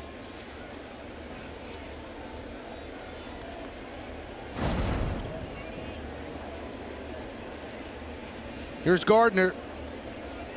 He is 0 for 3 with a walk, stolen base, and a run scored. 9-5 Yankees. And a strike from Santos. The point about Bird, really good point, Paul. I mean, if you think about it, that pitch was 94 miles an hour on the inside corner or just off in, and he got to it. And you see they're going to be, Cole's going to get up because the Yankees are scoring. So you don't want to use Chapman. If you get the blowout, you could save him a little bit. Like they're still in decision mode in the dugout right now. You think about the swing he had off of Andrew Miller in the playoffs last year. So aggressive. I mean, a 97-mile-an-hour fastball, and Bird just beat him to the spot, cut him off. And that's the aggressive thing that you're referencing, that Aaron Boone, the manager's been talking about.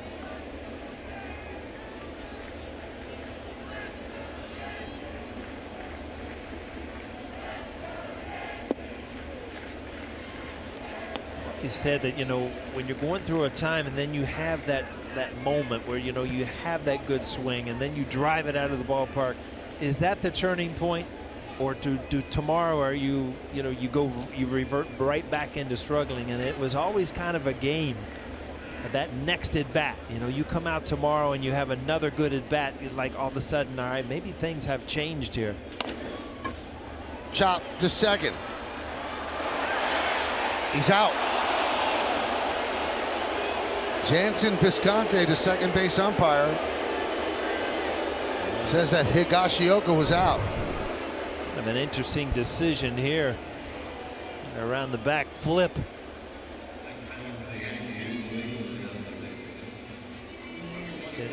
They're right. He's out.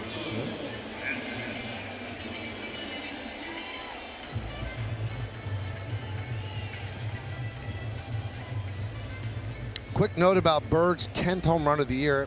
Now the 9th Yankee with double-digit home runs this season. And the Yankee team record is 10 players with double-digit home runs. That was done in '98 and 2012. Now who could be next? Romine has 8 homers. Walker has 7. This guy at the plate has 32.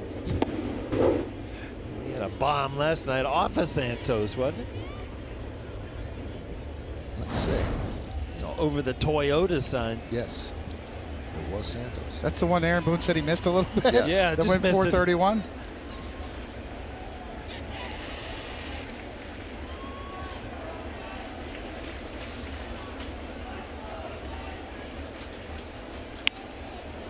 The major league record for most players with double-digit home runs is 11, held by 4 teams.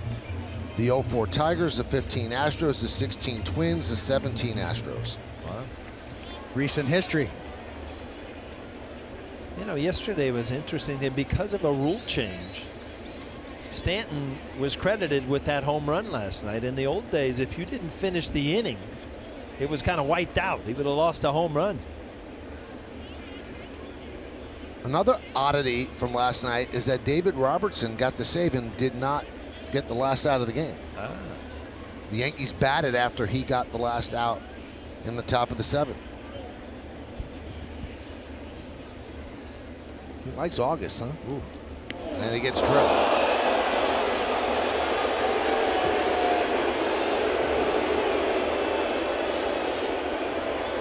You know, Coney, you say you read things, and I read his reaction right there. It didn't look good, but his reaction after, you know, some balls hit hard and stuff, his reaction was, that ball got away from him. Might be wrong, but I agree. You really look at the movement too. It got away, up and in. That's not a look. I don't want him looking at me like that. Watch Santos immediately. It's like, ay, ay, ay. Yeah, and sends a message. Gibbons takes out Santos. We'll go to the bullpen. Yankees have the bases loaded for Hicks.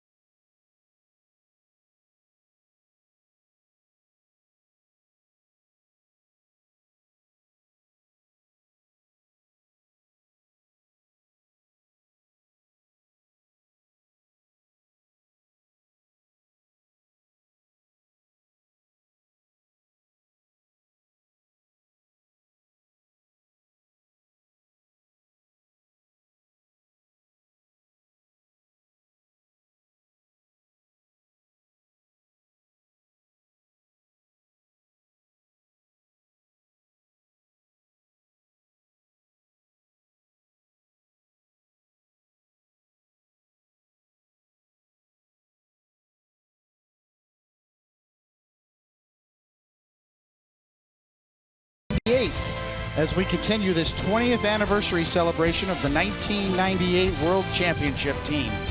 That's immediately following the postgame right here on Yes. Ryan Tepera inherits bases loaded, 1 out here in the bottom of the 8th inning. Yankees up by 4. They've used Tepera a lot. This is his 53rd game. He's blown 7 save opportunities, and he's converted 7.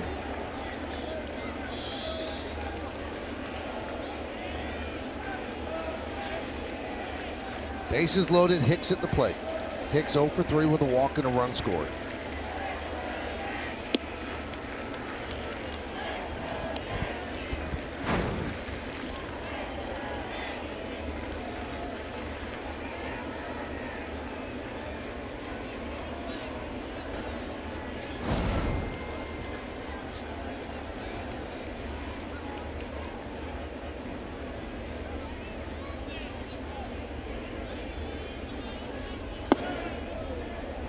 I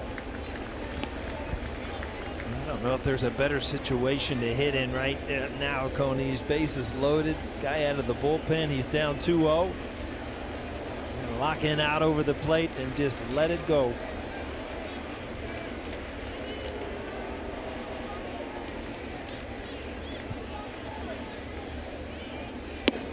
Three and 0.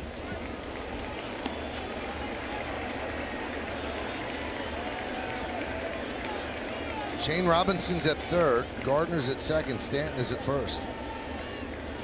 Well, to me, Hicks is looking at, like, you know what, you got to be committed. If you're going to swing 3-0, you got to be committed. And it's just kind of thinking, all right, am I going to take a pitch? Am I going to swing? I imagine he had the green light, but totally up to him. Decided to take one. 95 on the outside corner. A good pitch to take.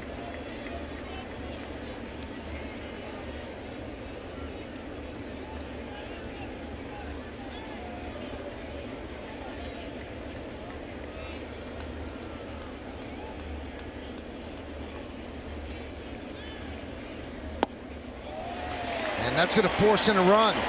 Yankees lead 10-5. A ribby for Hicks. Coming home is Robinson. It'll probably be the end of Chapman's day. Remember how fast Mariano Rivera was to get down to sit down in a situation like this? You couldn't get, John Moore couldn't get the camera on him quick enough.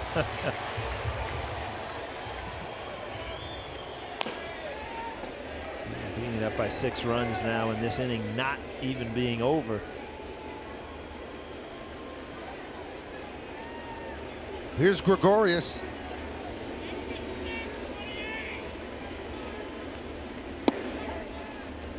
One and 0. Nope, that's strike one. 0-1.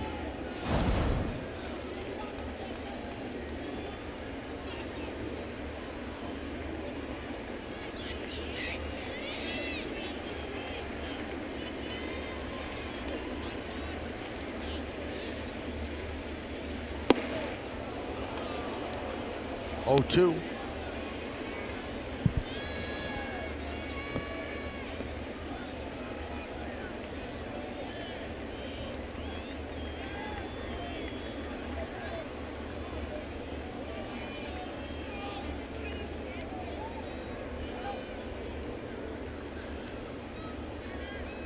It was good to see Joe Torre today talk about the relievers, kind of the unsung heroes of the 98 team. No doubt. Everybody knows about Mariano Rivera. Everybody knows about the Stars. If you think about it, last year with Houston winning the World Series, it's been the first team that in the past decade or so that just didn't have that dominant bullpen. You know, that was kind of their weak link at times, but they had unbelievable starting pitching. And Didi goes down, fouls one off his foot or ankle.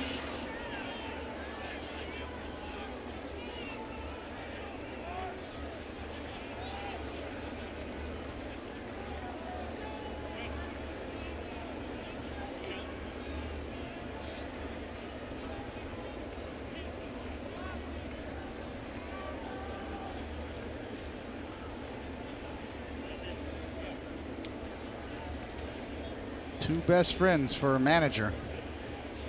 Good bullpen, good bottle of bourbon. Is that right? That doesn't sound like that's an original, Cody. Who'd you hear that one from? Boomer?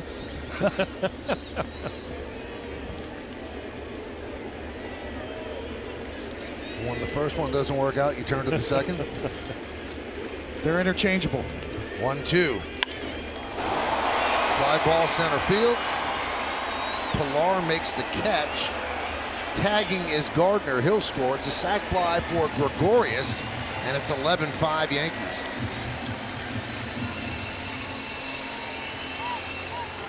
Well, I tell you what, this has just turned into an all-day offensive affair for the Yankees. It's continued to just tack on runs. Boy, it makes life a lot easier for Aaron Boone and Larry Rothschild as far as using the bullpen. Well, Miguel Andujar is a triple away from the cycle. Doubled in 2 runs in the 3rd, homered in the 5th, singled in the 7th. He has 60 extra base hits, and now he has 36 doubles.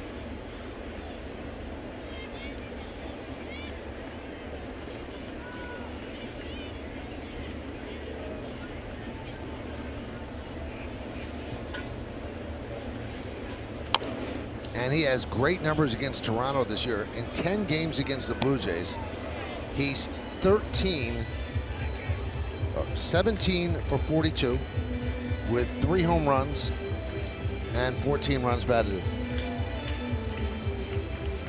You say that's good, Michael. I'm going to believe you. All That's right? good. I'm a little tired. I'm not even going to do the math. Melky Cabrera, last Yankee to hit for a cycle, and his last hit was the triple.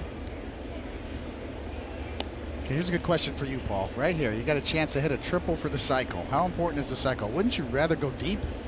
You know I'd rather what? have 2 homers. I'm with you. I'd much rather hit 2 homers. I mean, it's kind of an anomaly, is the cycle. Yeah. I mean, it's cute. Yeah, it's cute. That's right. Fly ball left field. And the catch is made, so we don't see cute. 2 runs on 3 hits and 2 men left. We go to the 9th.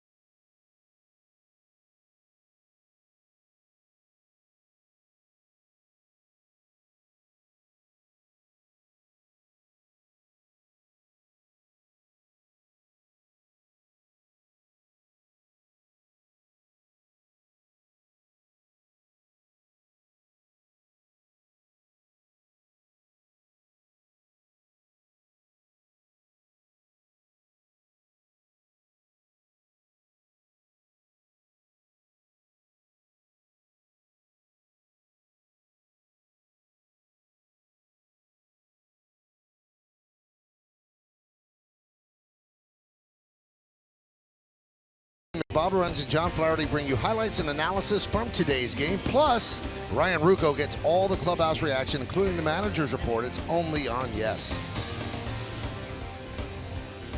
All right, we go to the 9th inning. Little guy hanging in the entire game. Shane Robinson takes over in right. You know, David, when you guys come back for the 40th anniversary, that little guy's going to be about 23 years old.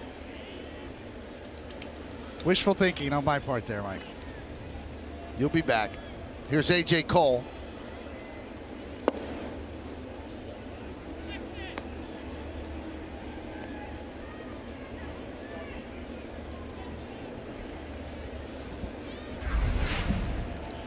One out to McKinney.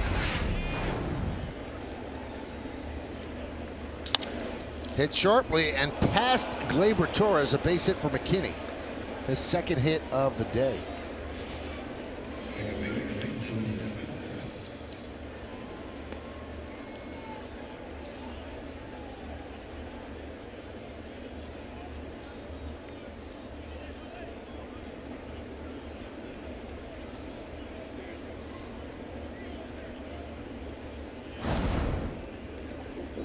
There's Travis.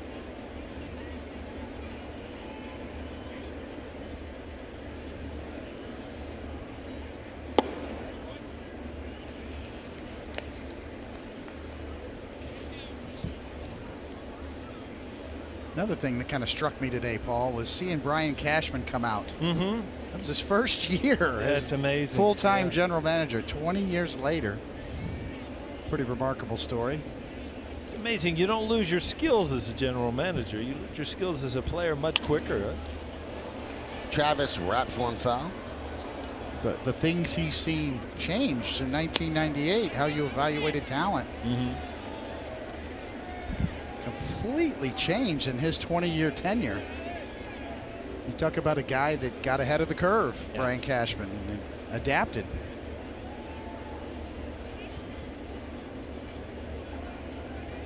his big deal during the offseason was getting Knobloch. And Knobloch was a big part of that team. Let's see if they can turn two. There's one. Not in time. Didi made a tremendous play right there. Then he got the ball to Torres, but it kind of knocked the rhythm out of the play, and then Torres couldn't get the ball out of his glove, but kind of an in-between hop. See, coming across the bag, he kind of double clutches.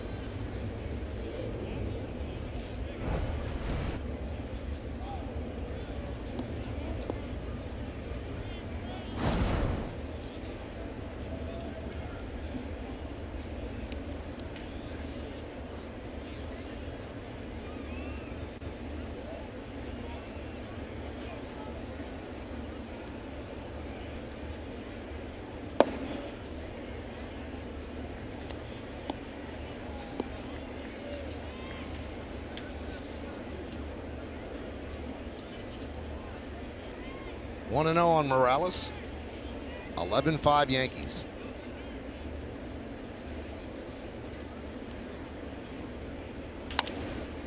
Base hit. Travis got out of the way, slowed him down, but he'll still get to third. Hard single by Morales.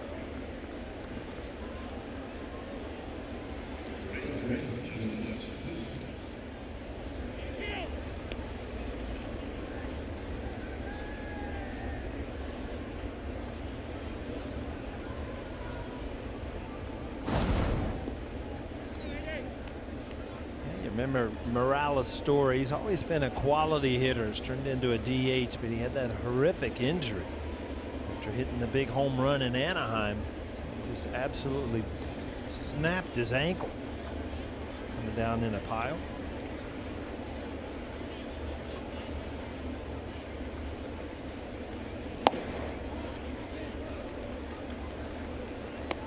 One 1-0. Severino started, pitched into the sixth, then Canely, Holder, Britton, Betances, and now A.J. Cole.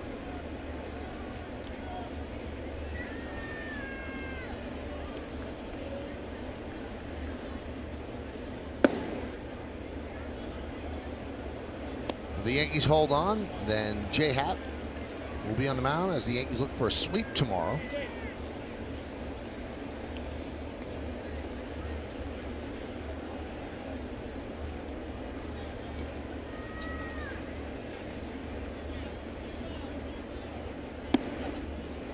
Three 3-0.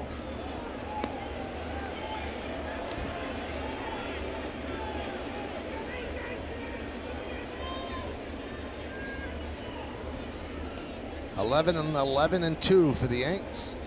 5-12-2 for the Blue Jays.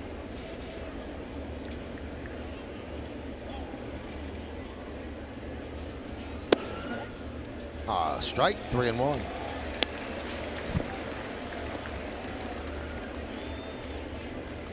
He's telling me I have much more control of my breaking ball than I do fastball. All of a sudden Chapman thought his day was over, and now he's going to have to tune it up a little bit just in case. 3-2.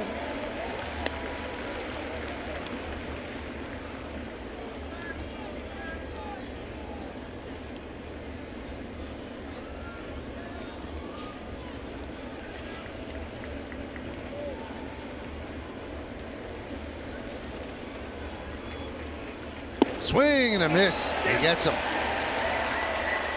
He came back with 3 consecutive breaking balls, one a little bit better than the next. It's a backdoor variety here. Don't know that it got to the strike zone, but he got strike 3. Almost like a gyro ball. It just spun and stayed right there.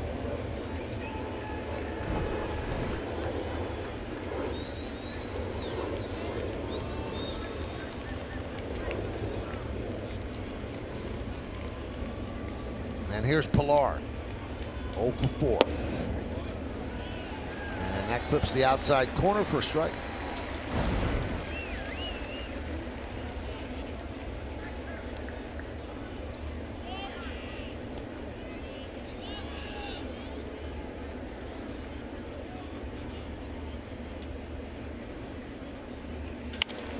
That one is ripped into left center field. That ball is going to be off the wall. 1 run scores. Stopping at third is Morales. It's an RBI double for Pilar, and this one's not over yet. It's 11-6 Yanks.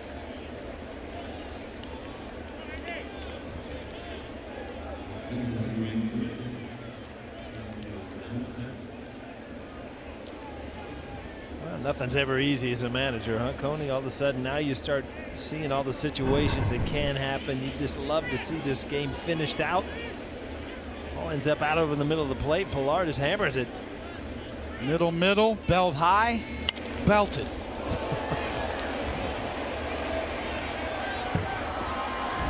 Two outs, not quite ready. If there were no outs, Chapman's in this game.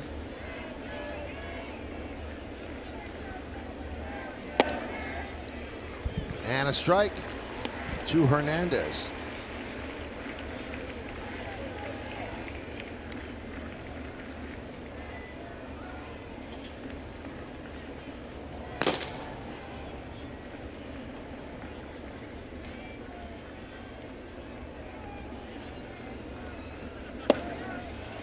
And the Blue Jays are down to their final strike.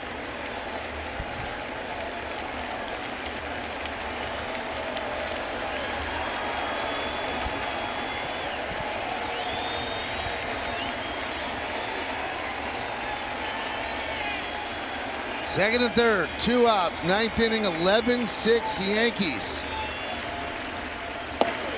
Strike 3, ball game over, and the Yankees win 11-6. In the 9th, 1 run, 3 hits, and 2 men left on base. With that, Yankees win. You win at Papa John's. The day after every Yankees win, get a large 3-topping pizza for only $7.99 at papajohns.com with promo code Yankees win. Big day for Andujar. Lots of homers for the Yankees, and on a day they celebrate one of the greatest teams in baseball history. The Yankees trying to make history of their own this year, David, so another win put on the ledger. Yeah, he threw up 11 runs. The 2 Utes, the 2 rookies doing great. Andujar and Torres coming alive. They both collectively today were 5 for 9. 3 runs scored, and of course Giancarlo Stanton hit his obligatory monster home run. 1 a day, it seems like, for him. So all in all, a good day for the Yanks. We have a lot more to come. Yankees beat the Blue Jays, so they win the series. Tomorrow they will go for the sweep. But we're not done. And then the postgame after that with Bob and John and Ryan. So stay right where you are as the Yankees win this one 11-6.